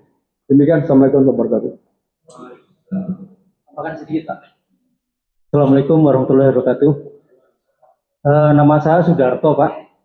Di sini di Mujahidin itu saya jadi sekretaris yayasan. Bapak Ajat ini yang punya uangnya Pak.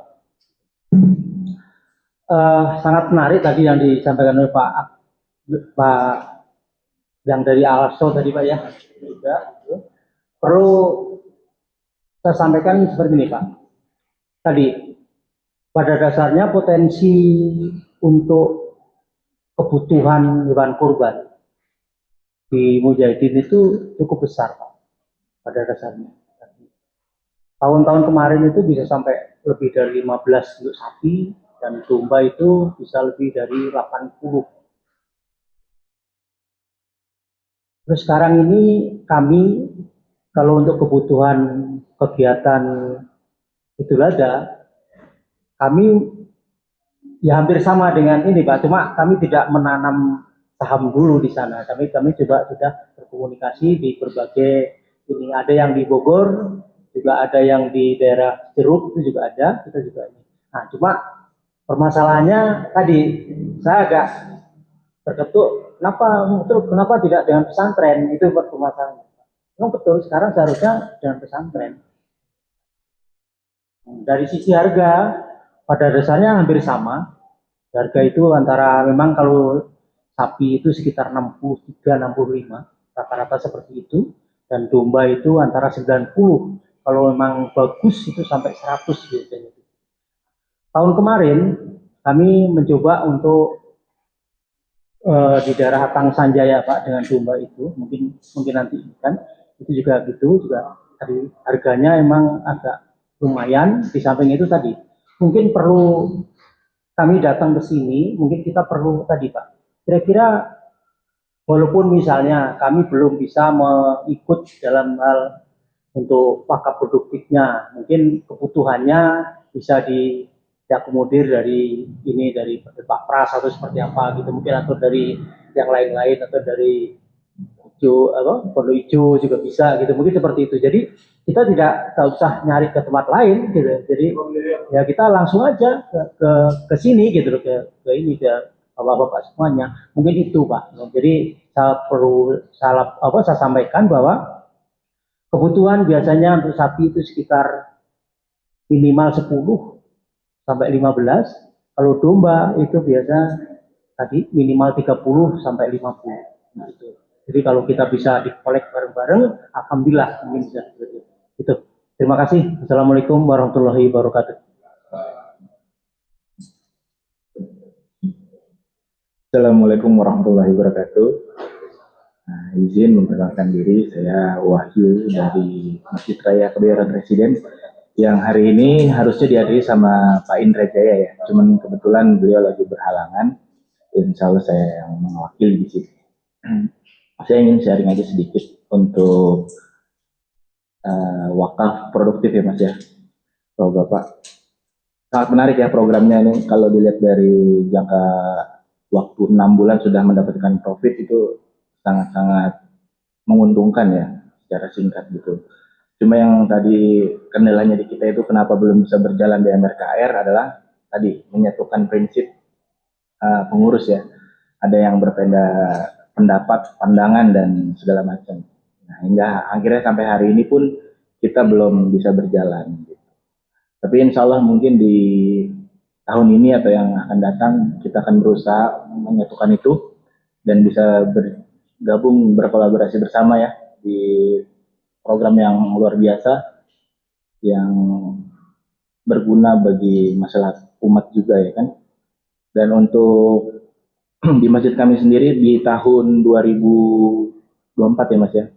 Kemarin itu alhamdulillah ada 51 kambing ke domba dan sapinya sebanyak 23 ekor. Sebenarnya itu sangat menjadi potensi untuk menjadi wakaf produktif gitu ya. Cuma kemarin itu kami masih satu package dengan RPH. Jadi masih menggunakan sistem seperti itu. Jadi belum sistem seperti ini. Mudah-mudahan di next kita bisa bergabung, berkolaborasi dan bisa menguntungkan sesama. Oke, demikian. Terima kasih. Assalamualaikum warahmatullahi wabarakatuh.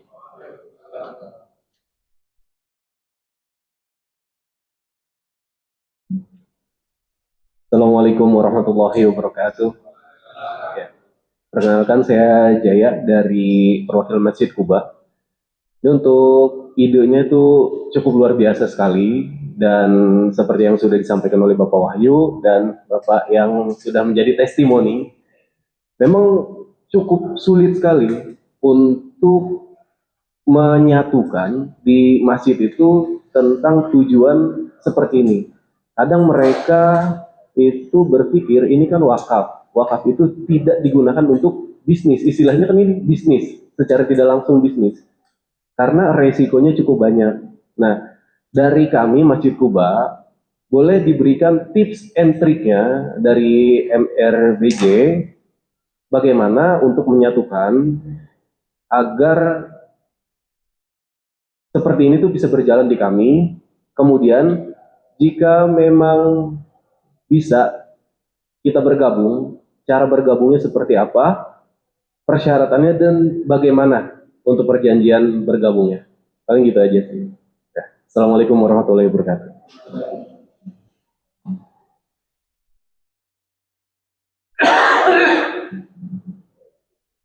Bismillahirrahmanirrahim. Assalamualaikum warahmatullahi wabarakatuh. Perkenalkan saya Irwan Purajaya, saya di Pilar Sosial dan Distribusi di MRBJ. Saya mohon maaf nih tadi terlambat karena masih ada kerjaan dan baru selesai terus buru-buru kemari. Sebenarnya saya terima kasih banyak nih Pak Haskal, Pak Holil, dan teman-teman semua yang sudah hadir di sini. Dan memang semangatnya MRBJ itu kolaborasi dan ini diwujudkan dalam kesempatan ini adalah bagaimana kita memanfaatkan waktu di mana pada saat Idul Adha itu nanti, Idul Adha nanti itu akan banyak sekali volume ekonomi yang sebenarnya itu perayaannya umat Islam. Dan jangan sampai ini terlewatkan oleh umat Islam sendiri gitu. Nggak kita manfaatkan, ini sayang sekali. Dan MRBJ sudah membuktikan 3 tahun hasilnya positif dan manajemennya juga bisa kredibel lah, bisa dipertanggungjawabkan gitu. Dan Pak Pras dengan teman-teman pengurus juga didukung oleh teman-teman anak-anak muda ini, Pak Usman, Mas Rizky, dan Mas Mukodas, Mas Galang itu masih muda-muda dan mereka mau gitu. Dan melihat bahwa semangat ini sebenarnya milik kita gitu dan kita lah yang harusnya menikmati momentum-momentum yang memang setahun sekali, tetapi ini selain kita memanfaatkan secara ekonominya, ukhuwahnya yang mau kita bangun gitu. Dan ini kalau bisa kita kembali ke masjid, kita kuatkan lagi ukhuwah kita. Dengan kuatnya ukhuwah inilah nanti semangat ini kita yuk sama-sama beramai-ramai kita manfaatkan momentum ini sehingga masjid-masjid juga berdaya, pesantren, pengusaha muslim juga berdaya. Ujung-ujungnya adalah apa? Keekonomiannya ke depan itu membesar dan yang akan menikmati jauh lebih banyak lagi gitu. Jadi kalau kita nggak mulai dari sekarang, dia akan perlahan aja gitu naiknya. Tapi kalau kita bersama-sama akan lebih besar lagi dan momentumnya mungkin kalau sekarang kita lihatnya masih kecil gitu ya. Tapi coba kalau kita mulai bersama-sama 3 tahun atau 5 tahun lagi itu luar biasa. Saya ambil contoh MRBJ aja. Mulainya tadi berapa? Man, 100 ekor ya? 100 ekor. Tahun depannya udah naik 120 ekor. Tahun berikutnya lagi udah 150 ekor. Tahun depannya lagi udah mau merambah ke sapi. Jadi itu lompatannya lumayan tuh 20%, 20%, 20%. Jadi dalam 5 tahun udah 100%. Jadi kalau semua masjid sama-sama, katakanlah terkumpul nanti 100 sapi. Kebayang kan kalau 5 tahun lagi udah 200 sapi. Gitu. Apalagi nanti makin banyak yang bergabung, jauh lebih besar lagi. Kalau kita bersama-sama ini mungkin 100 sapi gitu ya. 5 tahun lagi akan 200 sapi. Kalau lebih banyak lagi yang bergabung, ada berkali lipat lagi. Masya Allah. Luar biasa Pak. Luar biasa. Jadi momentum ini, kalau kita manfaatkan, pesantren-pesantren yang di ujung sana itu Pak, nggak kesusahan lagi Pak. Nerima santri itu yang gratis-gratis itu mereka udah merem aja. Dan santri secara fisik juga mereka sehat walafiat dan mereka juga tenang menimba ilmu gitu. Jadi yang ini yang menurut saya ya, yuk kita kembali ke masjid kita masing-masing, kita perkuat lagi ukhuwah di antara kita sesama DKM, pengurus maupun yayasan. Yuk kita memanfaatkan momentum ini gitu. Di depan sebelum Idul Adha, Idul Kurban, nanti ada Ramadan. Ini Ramadan juga perlu nih kita pikirin gitu ya. Jangan sampai momentum yang besar ini, yang setahun sekali, ini terlewatkan. Ada economic value yang bisa kita manfaatkan dan berdayakan ke saudara-saudara kita yang membutuhkan gitu. Jadi pesan saya dengan tadi yang dipesan oleh Pak Askal tadi bahwa memang kemampuan kita masing-masing dan juga market di sekitar juga terbatas.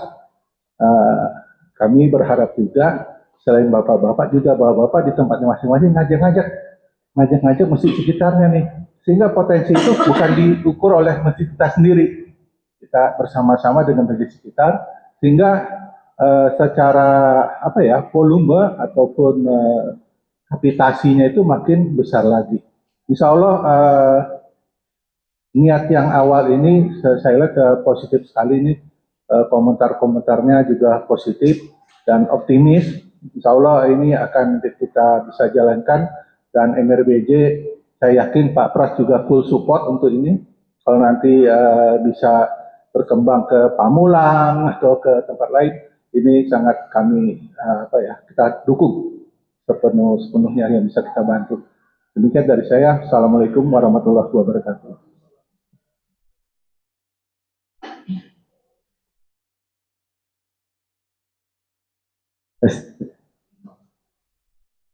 Kan tadi Pak maupun juga Pak Kholis tadi, itu menarik sih Pak, profiling pesantren dan masjid itu ya, kita paparkan, kita lihat kerjasama bentuknya apa, kedepannya lebih luas gitu. Tapi itu butuh waktu dan kita pengen masing-masing masjid ada PIC-nya. Kita sering ketemu, insya Allah itu yang kami pikirkan juga ke depan ya. Cuman hari ini mungkin kalau kita bahas itu takutnya itu butuh waktu ya, kita harus paparkan data semua. Sebagian data kami punya, nanti kita share dalam bentuk matriks itu ya, jadi mudah melihat data. Tadi Bapak sudah disampaikan Mas Usman tadi ya, tadi nanti saya integrasikan dengan pesantrennya seperti apa, terus itu potensinya apa aja, kita mau masuk di mananya, itu menarik Pak. Tapi itu langkah ketiga empatnya sebetulnya. Ini saya baru mau langkah yang kedua sebetulnya. Tapi terima kasih, saya boleh notet itu. Terus tadi mengenai isu juga teman-teman, tadi yang gabung tanpa modal dulu, Pak, kami dijanjikan juga sebetulnya, kami di CKMP itu, Pak, Bapak komit aja, maksudnya transfer uangnya 2 sapi dulu aja, meskipun Bapak butuhnya 15 gitu. Jadi nanti Bapak akan saya kenalkan langsung dengan petaninya Pak, atau dengan pesantrennya, nggak usah lihat TPDPJ. Jadi biar punya pengalaman. Kita stop benar ya, azan dengerin dulu Pak. Kita lanjutkan tadi Pak ya. Jadi Pak Sidarto nanti nggak apa-apa dari awal uangnya belum ada gitu ya. Nah, tapi nanti saya kenalkan ke ini ya, langsung ke peternaknya. Apakah itu yang dari tadi pengusaha muslim atau dari pesantren. Nanti ketemu diskusi aja. Kan kami kan MRBC insya Allah bisa order bisa. Mereka nggak minta dibayar full juga, khususnya sapi. Kalau kambing sebaiknya karena mereka mau beli bibit. Kalau sapi dia udah memang udah punya siklus yang normal gitu. Kita di kami pernah mas ya.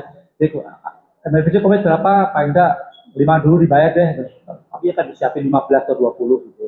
Dia mau gitu. Jadi mudah-mudahan nanti konten dari Mujahidin bisa juga diakomodasikan.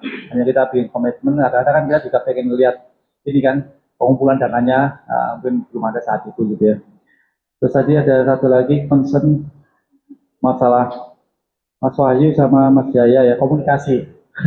Sebetulnya MRKR itu saya buka aja tahun lalu udah mau ikut, tapi tiba-tiba kenapa ada perbedaan pendapat terus drop nggak jadi. Padahal udah kita serahkan MOU-nya kita kasih ini tinggal pakai Word aja find and replace MLBC replace MRKR selesai udah jadi itu PKS-nya. Kita kasih set juga Pak Aska juga gitu nih Pak Aska mau direvisi monggo terserah tapi diri sendiri gitu. MLBC nggak mau menjadi mediator karena kita mau menghilangkan mediator masa kita tiba-tiba jadi mediator meskipun masjid juga. Jadi kita komited lah komited apa yang kita omongkan ya jalanin lah gitu. Fasilitator ya. Bahkan Atako waktu kesana kita temenin Pak. Mereka nego kita makan siang aja nyingkir, kita makan udah dimasakin sup gitu ya. Nah, nego sendiri ya, nanti gak ikut mau berapa dealnya 40, 60 atau 50, 50 itu apa sama Pak Edi di Rumpin gitu ya. Kita makan siang aja gitu. Jadi kita nggak mau menjadi karena tujuannya dua satu kita pengen transparan betul dalam arti sebenarnya. Yang kedua biar masjid itu merasakan sendiri Pak, dia dengan santrennya komunikasi dan pesantrennya gitu ya. Yeah.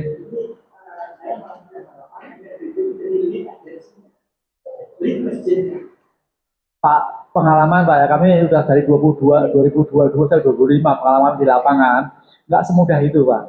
Masjid itu ada satu apa ya, masih ada, mungkin bukan bapak yang hadir di sini kali ya, tadi kan Mas Wahyu ceritakan ada satu pengurus itu bisa menjadi veto Pak di mana, oh ini gini-gini ya, berhenti akhirnya, itu terjadi. Jadi jangan sampai MLBC muncul, akhirnya membuat, oh kenapa harus ikut MLBC, ngelakuin MLBC ini. Jadi satu aja, kalau perlu nanti ini gini Pak, tujuan ke depan ya, langkah kelimanya nanti, seperti Pak Koles tadi angkat, yang kita ketemu di 20 Oktober kemarin itu artinya kita bikin kayak investment company. Jadi itu endowment fund. Jadi antar masjid naruh uangnya di situ di lembaga ini. Lembaga ini kayak operasi tapi berbasis wakaf produktif. Semua punya saya di sana. Nah itu nanti bisa untuk beli lahan 10 hektar atau beli baru ke situ Pak tahapannya. Jadi nama lain ya. Nanti betul. Jadi jangan dalam masjid. Gitu Pak. Saya kalau mesti jadi memang mesti sudah punya koneksi dengan usaha potensial. Ya. Terus apalagi basis atau orang tadi disebut tadi. Jadi MPLBG itu juga punya jaringan. Apa? Kita fasilitator tadi bawa biar tadi. Kita sementara fasilitator dulu aja. Ya nanti ke depan insya Allah Pak, mudah-mudahan terrealisasi. Terus tadi Pak, saya pengen tipsnya apa ya komunikasi itu. Ya ini kadang-kadang gini juga, kami kan kombinasi ya, dakwah itu kita ngundang ustadz juga untuk memberikan materi-materi mengenai muamalah seperti ini gitu. Jadi kadang-kadang kalau sama pengurus tuh, lu siapa, ilmunya apa, dan sebagainya kadang-kadang kan nggak ini juga antar pengurus. Tapi kalau ustadz yang bicara, jadi cari ustadz yang pas ngomongin mengenai itu. Kebetulan waktu itu kita ditantang Ustadz Salman Al Farisi, terus Ustadz apalagi yang Yusuf Helmi, banyak mengungkapkan bagaimana masjid itu berkolaborasi membangun ekosistem keumatan, ekonomi umat gitu. Caranya ya mulai dari kecil-kecil. Tadi Pak Evan bilang, ini pesta kita kenapa orang lain yang mendapatkan hasil gitu loh. Kayak datang gitu Pak, sampai kita datang untuk bisa nggak masjid MLBJ itu karena memberikan ceramahnya MLBJ. Nanti Ramadan berikutnya harga ayam nggak naik, supaya masyarakat bisa beli dengan harga sama. Karena setiap Ramadan harga ayam naik Pak.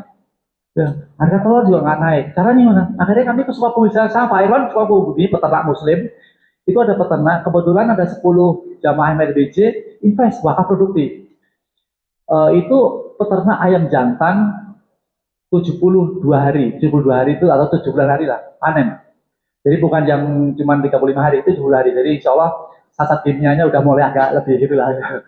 Dan pejantan. Itu invest mungkin nggak sebesar ternak domba, karena siklusnya jauh lebih pendek. Itu bisa dapat 6% dalam waktu 70 hari. Karena masih lebih bagus daripada setahun yang 6% kan. Ini 2 bulan Pak. Jadi ada itu target 10, malah ngasih kandangnya, satu kandang itu 5.000 ayam. Itu namanya Bintaro 1, Bintaro 2. Kok kandangnya di Sukabumi nama Bintaro? Jadi investor Bintaro. Ada di MRBJ sebagian. Ada beberapa jamaah MRBJ invest. Satu kandang itu 5.000 ayam, investnya 140 juta. 1 juta nunggu sampai 7 bulan hari, uang kembali plus 6% tadi. Itu yang ayam. Jadi cuman kami itu individu Pak, berkelompok aja gitu. Tapi belum kami koordinir. Tapi kami sudah pernah menyaksikan ke sana, melihat kandang-kandangnya. Pak, ini udah azan, kita sholat dulu. Kalau masih ada waktu, kita bisa duduk lagi sampai jam 1. Ini ada juga ada makan siang, nanti bisa dibawa atau mungkin dimakan di sini, monggo. Tapi kita sholat dulu aja. Terima kasih. Assalamualaikum warahmatullahi wabarakatuh. Baru terkait wakaf produktif, lagi-lagi bahwa kurban ini adalah sebuah momentum dan hari besar kita semua. Jangan sampai hari besar kita ini malah diambil oleh bukan orang-orang kita sebenarnya. Karena kami banyak turun ke lapangan juga, yang jual sapi, domba, kambing itu bukan orang-orang kita gitu. Malah banyak orang-orang yang di pinggir jalan ataupun peternak-peternak lokal juga yang ya nonis dan sebagainya. Makanya oleh karena itu kita ngebangun ekosistem satu pesantren tadi dan peternak muslim dengan secara akurat. Nah, kemudian tadi pertanyaan dari Mas Mujahidin, ada dua tadi, mungkin kalau Pak Pras bisa kita menjadi sebagai mediator, atau bisa juga tadi jika memang memungkinkan. Kemarin kami ada ide, kami ingin menambah kapasitas wakaf yang agak lebih besar. Misalkan saat kemarin di tahun 2025 kami baru 150 ekor. Jika memang misalkan Masjid Mujahidin ingin menyerap dari hasil wakaf kami bisa menyiapkan juga yang lebih besar. Namun alangkah baiknya ada komitmen di awal juga gitu. Nah, itu mungkin kami bisa memberikan dengan harga dasar ketika hasil panennya. Mungkin itu, atau mungkin nanti bisa kita bicarakan di akad belakangnya, apakah hasil keuntungan wakaf aliyahnya juga bisa kami berikan sedikit untuk penerima manfaat yang ada di Masjid Mujahidin. Itu bisa kami berikan skema-skema tersebut. Nah, kemudian tadi dari Masjid Kubah Harta, bagaimana? Tadi lagi-lagi kami bisa menjadi medianya saja.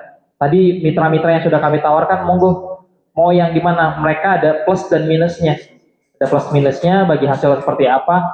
Namun lagi-lagi jika memang belum secara dana belum memadai,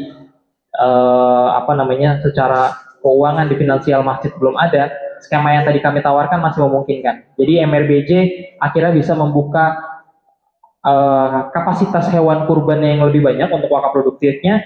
Namun nanti ketika sudah panen, masjid bapak semua yang menyerap dengan harga dasar di harga panennya, begitu. Namun jika misalkan pengen, yaudah kami pengen belajar, misalkan 10 ekor, tapi karena ada kapasitas minimal sebenarnya 50 ekor setiap wakaf atau investasinya, yaudah barengan aja. Misalkan MRBJ 50 ekor di Mitra A, Kubah Harta baru kemampuan 10 ekor, ya sudah gabung di MRBJ, nanti kita hitung-hitung aja. Jadi solusinya itu. Jadi sebenarnya lagi-lagi kami campaign ya sebenarnya ke jamaah bahwa hasil domba ataupun sapi kurban di MRBJ adalah milik MRBJ dari hasil wakaf produktif. Gitu, lagi-lagi sebenarnya bahwasanya wakaf produktif ini salah satu instrumen keuangan Islam yang memang basisnya bisnis. Ya, kan kalau kita ngomong balik lagi ke zaman sahabat Utsman, sampai saat ini terus mengalir, rekeningnya terus mengalir karena itu dari unit bisnisnya dan atau unit wakaf produktifnya gitu. Jadi tadi skemanya tadi, jika memang belum bisa incas misalkan 10 atau 20 ekor, bisa nggak apa-apa, komitmen kami bisa menambahkan kapasitas, karena kami di MRBJ untuk domba tren terakhir ini di rata-rata di 120 ekor. Itu di 120 ekor. Jika misalnya tadi Kubah Harta, oh kami ada kebutuhan di 30 ekor. Pengen incas misalkan yang langsung baru kemampuan 10 ekor, boleh gabung bersama-sama, nanti kita bikin PKS seperti apa, atau tadi komitmen di awal gitu. Nah, tingkat mortality di hewan seperti tadi Pak Askal sampaikan, kemarin memang di Ruhama hampir 0%. Nah, kami kemarin di LRD ada dari 50 ekor 1 kematian. Nah, di MOU di PKS itu kami jelaskan, kematian itu harus difotokan, videokan. Kemudian ada juga mati penggantian hewan yang diselamatkan atau tidak bisa diselamatkan. Kalau misalnya masih sakit, misalkan masih bisa disembeli untuk kita potong, itu biayanya biasa penggantian ruginya berbeda. Kalau misalkan memang mati yang sudah benar-benar tidak selamatkan, itu ganti harga dengan harga biaya bibit di awal. Biasanya seperti itu. Jadi ada MOU-nya juga dan sebagainya. Kemarin juga kami sudah berikan ke Alakso. Mungkin Alakso juga ada sedikit-sedikit revisi yang perlu diperbarui, monggo. Kalau memang itu pengen masing-masing juga, kami bisa berikan draft MOU-nya untuk dijalankan masing-masing. Kayak gitu. Boleh, Bapak? Ini Mas, kalau misalnya join 60 gitu ya, yang 40 kita jual sendiri, yang 20 dikemanakan? Yang 20-nya ada di bikin skema, Pak. Jadi di sana itu kalau untuk yang LRT misalkan, jadi ada yang tadi 40 itu berarti skemanya 45%. Cara bagi hasil ya, 45% untuk investor. Terus 20-nya nggak mau diserap, berarti bagi hasil 40 untuk investor, 60-nya untuk pengelola. Jadi ada skema kita masih menyerap sendiri atau masih tidak menyerap, ada lagi bagi hasil tertentu juga. Gitu. Dan insya Allah ini sih Pak, di nomenklatur MOU-nya kita benar-benar perketat supaya tingkat kematiannya itu bisa terhindar di lockdown atau apa itu ada, kita benar-benar ini sih. Tapi alhamdulillah selama 3 tahun ini kami jalankan yang paling banyak itu dari 100 ekor ke 2 ekor. Yang sakit yang mati yang tidak terselamatkan. Ada satu lagi Ada satu yang ingin saya tanyakan tentang jenis dombanya itu, apakah ada jenis tertentu ataukah memang yang lain-lain, misalnya kayak kalau kan ada yang ini kacangan gitu ya, ada Garut atau apa, jadi mungkin ada itunya, mungkin ada spesifikasi tersendiri atau enggak? Karena kebanyakan teman-teman itu juga menanyakan hal itu. Kalau soal tanduk kan sudah jelas ya, tapi masalahnya jenisnya apa gitu. Terima kasih. Kalau untuk yang di Cikampek sebenarnya ada silangan Garut Pak, tanduknya walaupun tidak melengkung ini, tapi tanduknya lebih keluar kandung dan langkah lebih besar untuk yang di Cikampek. Terus kalau untuk yang di daerah Bogor sekitarnya itu rata-rata Wanayasa yang memang bertanduk muncul juga, tapi tidak begitu, nggak begitu melengkung lah Pak, tapi tetap keluar gitu. Terus kemudian ada juga yang memang dugul yang tidak bertanduk. Kalau dugul jelas lebih murah untuk bibitnya, tapi kalau secara daging sebenarnya dugul lebih banyak dagingnya gitu. Gitu sih Pak, monggo Pak. Ya. Ini kan namanya wakaf produktif ya.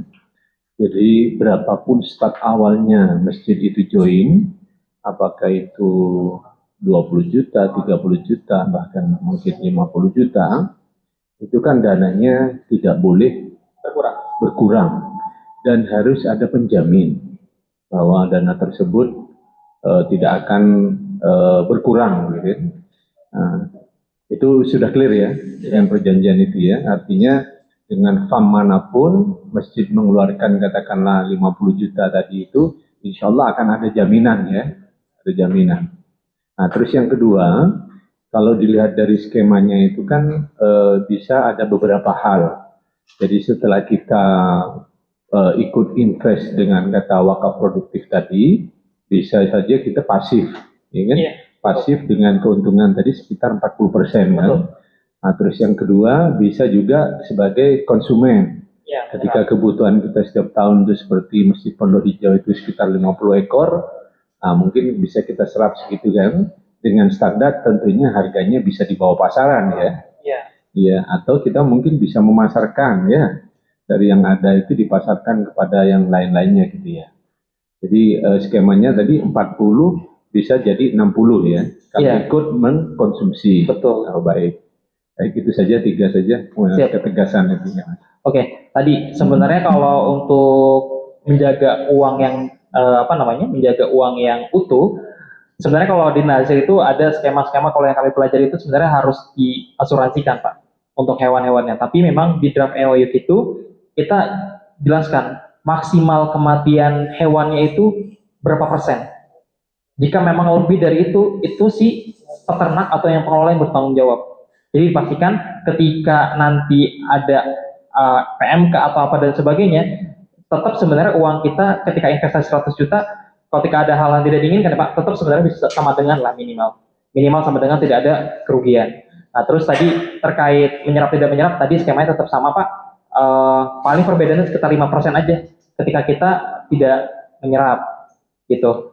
Terus apalagi tadi Pak, saya lupa Pak. Sudah. Jadi cuman di skema tadi itu aja. Intinya di semua mitra rata-rata di 5% perbedaan antara menyerap dan tidak menyerapnya. Dan sebenarnya enaknya lagi Pak, kalau kami di MRBJ karena sebagai nazir otaknya itu harus otak bisnis Pak. Otak bisnis harus ada dapat keuntungannya dirasakan kan untuk maslahatan lagi.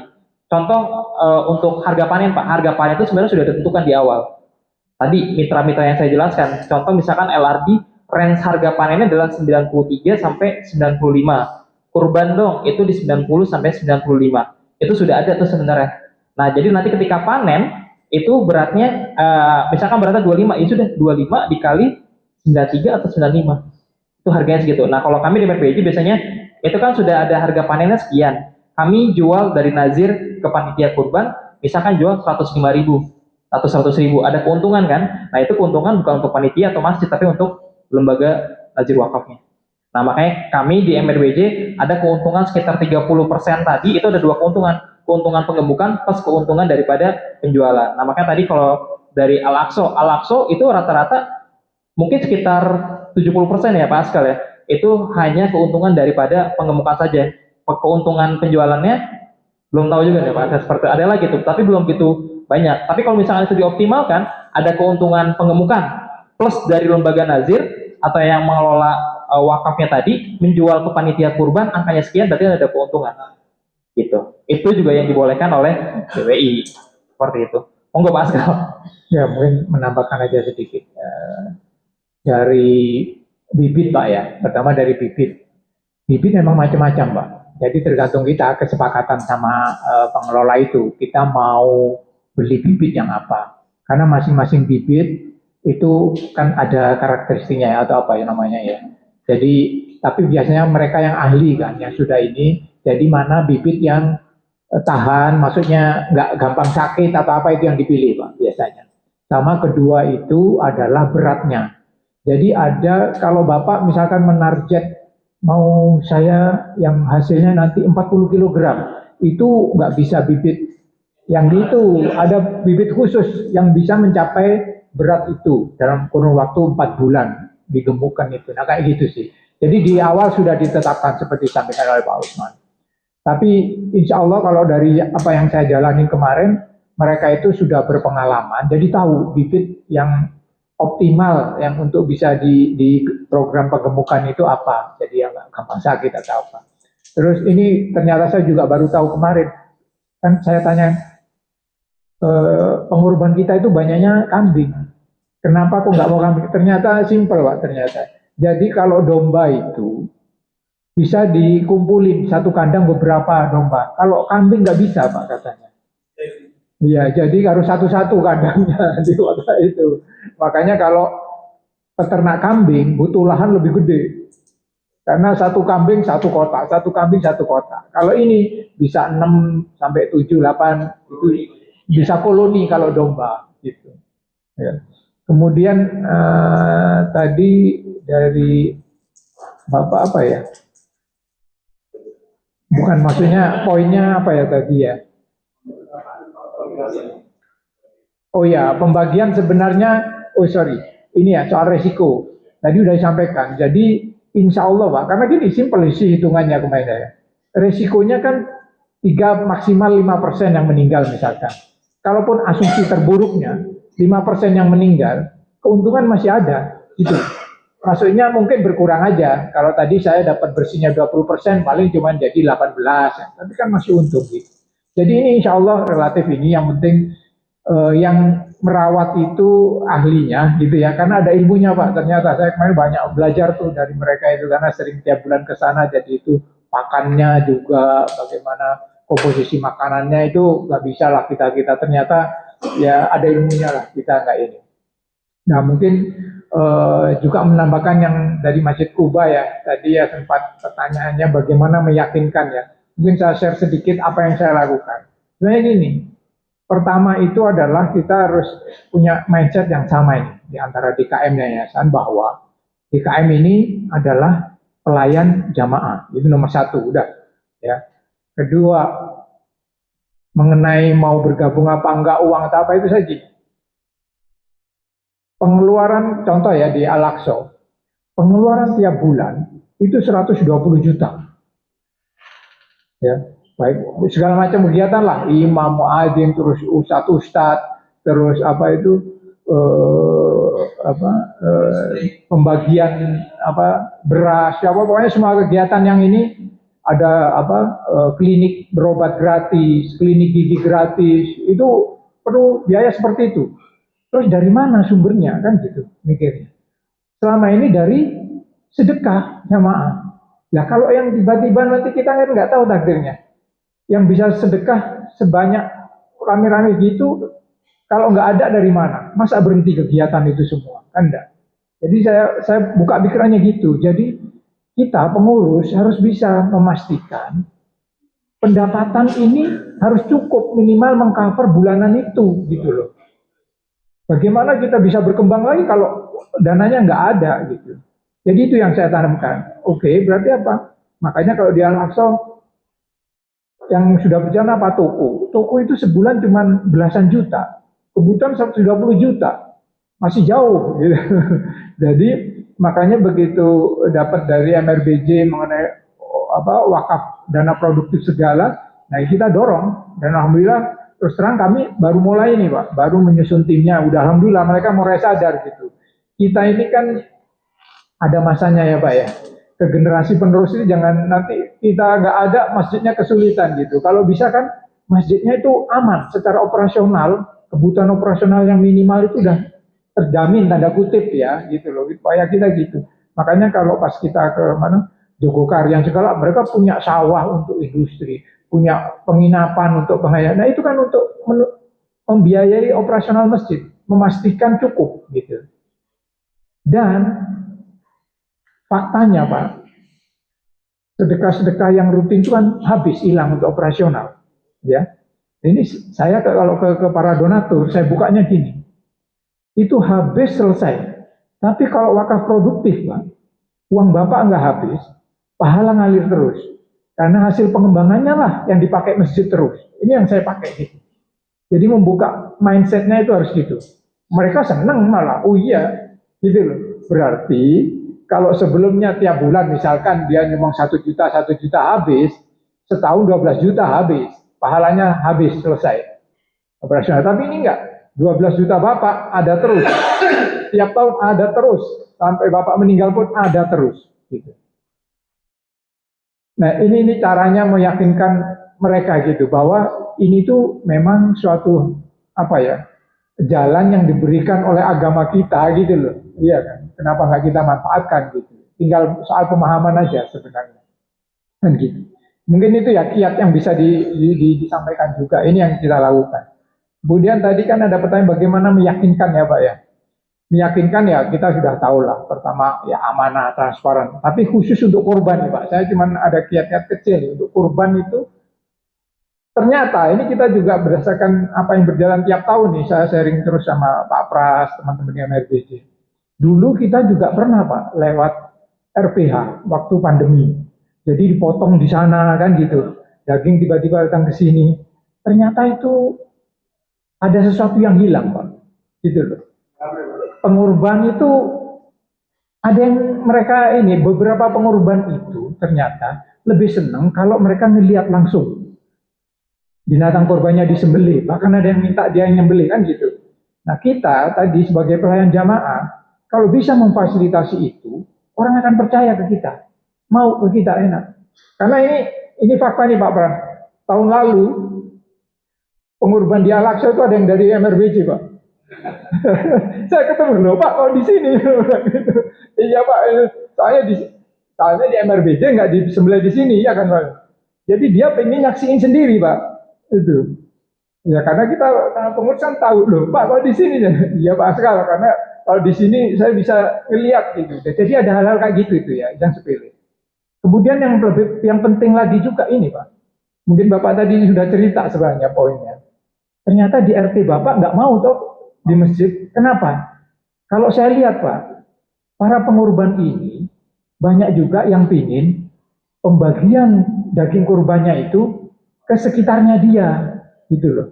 Nah ini juga catatan. Bahkan kayak ada kan kalau di komplek itu ada kayak apa Pak, pembantu yang nggak nginap atau tukang kebunnya yang bantu-bantu apa supaya mereka dapat gitu. Kalau ini baginya nggak di kompleks itu, misalnya di tempat lain dia nggak dapat, makanya dia pengennya yang itu. Nah itu yang kita lakukan Pak. Makanya tiap tahun nambah terus. Karena kita hanya memfasilitasi, oh maunya jamaah apa ini, kita fasilitasi.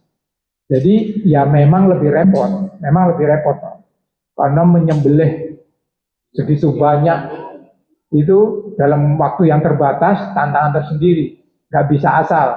Tim penyembelihnya itu kita dalam kontrak harus minimal tim penyembelih berapa banyak, terus pencacah berapa banyak. Kalau enggak kita udah pengalaman kurang pencacah lama, kurang ini lama. Jadi, nah itu hal-hal sepele ya, mungkin yang bisa dipakai juga gitu. Ya, terus binatangnya juga. Kemarin ini masukan juga nih Pak Pras dari para pengorban ini. Mereka melihat sendiri kan. Kan kita yang dari program pengemukan kita kan ada, cuman nggak banyak.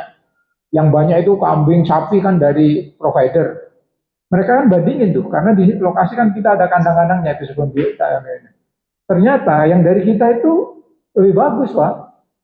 Gitu. Kenapa? Karena di Ruhama itu dombanya itu bulunya udah dipotong, jadi kelihatan gedenya ya gede rejengan apa nama kalau orang Jawa bilang, badannya itu dagingnya kelihatan memang lebih gede, ya, kayak gitu.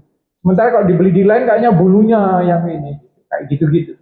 Jadi, nah ini yang penting juga bahwa kualitas itu juga menentukan.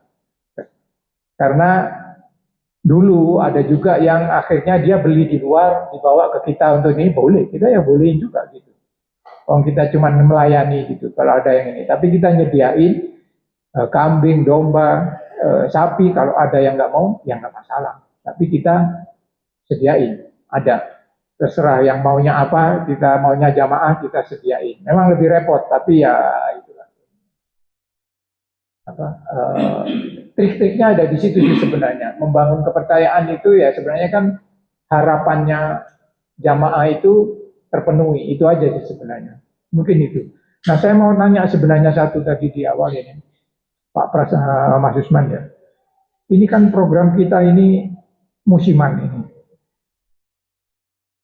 Ada nggak yang mau kita kerjakan di luar yang musim ini gitu Pak? Jadi rutin gitu ya. Karena itu tadi Pak, tujuan kita itu sebenarnya mengelola dana wakaf ini supaya jalan terus gitu ya, menghasilkan terus kalau bisa setiap bulan gitu ya.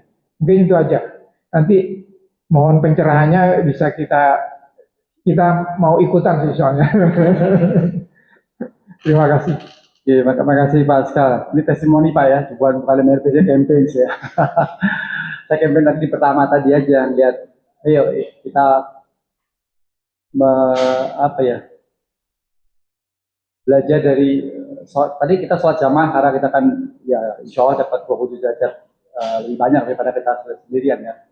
Kalau masjid berjamaah, insya Allah juga akan lebih jaya, lebih kuat hasilnya gitu, sebetulnya itu aja. Menyederhanakan begitu gitu, untuk menyemangati itu kan. Betul itu mindset itu ya, saya ulang lagi ya. Saya sendiri pernah diskusi sama ketua korbannya lama-lama Pak. Tapi jam 11 malam hanya konflik bangun ekosistem itu Pak. Karena dia nggak paham ekosistem kan maksud ya jadi mungkin lebih mahal, kita ditawarin murah dari. Iya kita udah 5 tahun tender. Itu RPH sekaligus peternak. Simpel kan, karena dia bisa saling subsidi kan. Biaya penyembelihannya bisa dikurangin sehingga ada totalnya akhirnya kita jadi lebih murah gitu. Cuma saya tanya apa kita kan dulu terus gitu. Motor ini bisa kan punya potensi kita bisa bantu gitu. Debat juga, sempat saya dilaporin ke pembina juga gitu. Saya kalau dibentuk panitia ini ketua pengurusnya kok intervensi gitu. Saya jelasin jadi di rapat tahunan gitu saya dikritik gitu kan. Ya kita kan guidance dari pembina adalah bangun ekosistem. Ini yang kalau Anda punya konsep ekosistem yang lain, ya ayo kita challenge. Jadi kita di rapat kadang-kadang ribut-ribut, Pak, tapi di rapat. Jadi semua supaya punya pemahaman yang sama akhirnya gitu, tidak ngomong di belakang, tidak ngomong. Enaknya kita di kecil gitu. Kalau ribut, kita rapat. Beda pendapat itu apa? Tapi endingnya kalau belum selesai, kita tuh udah rapat berikutnya itu Arwan ya. Oh, udah jam 11 nih, capek pulang malam. Ini rapat lagi kali gandakan gitu. Tapi akhirnya punya pemahaman yang sama. Akhirnya udah berjalan enak Pak. Jadi bahwa ada nilai kelebihan dan sebagainya secara fisik uang gitu, itu satu hasil satu proses gitu. Jadi saya minta garansi, jangan pakai personal garansi. Kita tuh lembaga, kita tuh yayasan. Kalau kita sepakat, ayo Bismillah. Mudah-mudahan Allah berkahi, Allah ridhoi ini. Pemanfaatannya secara konsep sudah jelaskan bahwa ini pesantren punya santri, dia bisa sustain, nggak menggantungkan dari donatur-donatur yang akhirnya mungkin pesantren jadi dikte, jadi vehikel politik dan sebagainya gitu kan, karena masa dana gitu. Jadi kita datang, ayo siapa lagi? Yang paling dekat adalah kita masjid. Dan masjid banyak sekali, kita ada masjid besar itu 300.000 kan, 300.000, 309 tepatnya di Kemenak. Bahkan kalau ditambah masjid kecil atau musola itu bisa hampir 1 juta karena beratus sekian. Nah ini powerful sekali gitu. Bahwa saya mengatakan itu Indomaret apa tutup minggu depan kalau ini bareng-bareng masjid itu buka gitu. Masalahnya kan kita kadang-kadang nggak sevisi gitu ya. Beda dikit, ibu kita, istri kita lah gitu ya. Beda 50 perak, pindah toko ya, belanja. Itu faktual. Sehingga saya kampanyekan ada berpihak atau enggak, kita harus berusaha membuat harga lebih murah dari pasar. Sampai pasar dengan jamaah, lihatlah faktanya. Kambingnya dombanya lebih cantik, bersih, beratnya benar, harganya nggak kalah murah, ya kompetitif juga. Gitu. Terus ditambah bumbu-bumbu, ini ngambil pesantren insya Allah lebih sehat, makanannya benar, diperiksa kesehatan dan sebagainya. Jadi semua ini fitur-fitur kita sampaikan. Gitu. Kalau itu nggak berhasil ya nggak apa juga. Gitu. Karena selesaikan dulu di internal dulu tadi di MRKR maupun di Kuba, selesaikan dulu pemahaman ini. Kadang-kadang kan ya mohon maaf bukan curiga ya, teman-teman itu punya mungkin nggak konflik secara interest uang temennya gitu, dideketin, korban saya nitip ya, saya tahun ini saya mau ngambil kambing dari mana, domba dari mana, sebagainya, itu ke masjidnya. Gitu. Mungkin nggak enak kan, akhirnya mungkin nitip ke panitia dan sebagainya gitu. Ya bukan menghalangi ekonominya si temennya pengurus atau sebagainya ya. Tadi kita kembalikan ke visi tadi ya. Kita ke masjid mau ngapain? Kita mau ke masjid. Itu enggak harus sampai seperti itu. Mana ada pro consnya di awal selalu itu. Tapi kalau kita bergerak bareng-bareng, insya Allah itu dia kita selesaikan. Kalau enggak kita begini-begini aja. Kalau saya angkat lebih makro lagi, 25 juta rakyat miskin itu dari tahun 2014 lah. Sampai 2024 itu 25 juta. Bupati dikit-dikit itu. Ini dipelihara untuk politik atau untuk padahal Basnas itu ngumpulin puluhan triliun. Terakhir 35 triliun tahun 2024. Terus pemerintah bansos 30 triliun setahun. Tapi kenapa kemiskinan di level 25 juta? Ada yang salah menurut saya gitu. Untuk apa? Karena tadi mungkin dikasihnya charity, program-program yang pokoknya giveaway selesai gitu, karena itu paling mudah selesai ya. Dan jangan Pak Askal tadi kan, ini nggak hilang nih, mutar lagi. Makanya kenapa kami mempromosikan Bank Infak itu karena kita berikan modal kerja tanpa riba, uangnya nggak hilang. Jadi dana abadi yang tadi 11 juta, sekarang 1,2 miliar itu nggak hilang, diputar pinjam baik lagi, putar pinjam lagi. Jadi karena akadnya adalah pinjam, kita memberikan pinjaman modal kerja Kodul Hasan itu harus balik, kita kejar Pak kalau dia kayak ini, kita maintain. Terus kalau mereka kesulitan misalnya gerobaknya rusak untuk jualan sayur atau jualan bakso, kita carikan solusi, dan itu gratis. Pinjamnya bisa aja 1 juta, cuman gerobaknya 4 juta Pak. Tapi gerobak ngambil dari zakat, karena dia mustahik, dia boleh dikasih giveaway gerobak untuk alat produksi, bukan untuk makan. Nah, untuk modal dia berusaha itu kita kasih pinjaman non riba tadi, plus kasih kesehatan gratis, kasih asuransi, pembinaan, tempo-tempo diserap produknya, misalnya kuliner gitu untuk Jumat Berkah, untuk Ramadan, atau untuk acara-acara di snacknya kita ngambil dari mereka, gitu Pak, untuk mendukung mereka. Jadi karena saya keliling Jawa itu, kota-kota Jawa itu, Bank Infak itu buat mereka bukan barang baru. Saya udah melakukannya Pak. Terus sekarang berapa? Habis no. Apa ada balik Pak? Nah, karena kan dipikirnya mereka mau udah kerja, terus nungguin mereka ngangsur. Kalau kami, kamu minjam ya, tapi harus ikut taklim ya sepekan sekali. Saya akan mengambil angsurannya pada waktu ke majelis taklim. Terus yang kedua, kamu produknya kayak apa? Punya bagaimana? Oke, tempo-tempo datang ke MRBJ. Kami undangkan chef untuk ngajarin masak supaya masaknya lebih enak, supaya bentuknya kalau bikin bala-bala atau bikin apa tuh bentuknya lebih cantik lah, sehingga orang tuh nggak ada nafsu makan untuk beli dan sebagainya. Terus tukang jahit, kamu lakunya ordernya cuma kawas-kawas gitu. Saya undangkan pengusaha butik, kamu datang ke MRBJ. 45 ibu datang Pak semua berdandan dan sebagainya karena mau ketemu Deni Aminanti, pengusaha butik. Diajarin milih bahan, jahit yang rapi, padu padan warna dan sebagainya gitu, supaya produk jahitannya nilai jual lebih tinggi. Terus dari collection akhirnya survei itu tahu, Pak itu suaminya tukang batu, kadang-kadang kerja, kadang enggak, tukang gali, kadang-kadang kerja, kadang enggak. Dia kan enggak training bekam, kalau dia punya passion bekam, kita latih bekam. Kadang-kadang malah ada suami istri, Pak, latihan bekam, alhamdulillah. Bagaimana, mau nggak betulin AC, nyervis 3 bulan AC itu. Diajarin Pak seminggu itu, kita undang dari asal, cari ke sini. Tekun mereka datang seminggu, mulai dari cara mengenal komponen-komponen AC itu apa, cara bukanya gimana, yang sering rusak di mana-mana yang harus dibetulin atau di maintenance tiap bulan dan sebagainya. Terus habis itu kita kasih trial mereka. Kamu ke masjid sana ya gratis, tapi kita gratis supaya dia confident ngelakuin sendiri, bukan cuma di lab waktu pelatihan tapi praktek bener. Dan berani keterjun masyarakat, ya udah kita beliin kompresor Pak, beliin ini sebagainya, jalan. Jadi memang membina UMKM kecil ini kayak kita nanam tanaman, supaya nggak dimakan anjing gimana? Kita tanam gitu, tanahnya kita gemburin, dan supaya tumbuh. Kalau udah agak besar semuanya kita tinggal juga dia udah jalan. Konsepnya gitu. Jadi bukan sekedar saya udah nanam nih Pak, tapi mau nggak ada buah-buah, nggak buah, tumbuhnya enggak, karena disiram enggak, dipagerin enggak.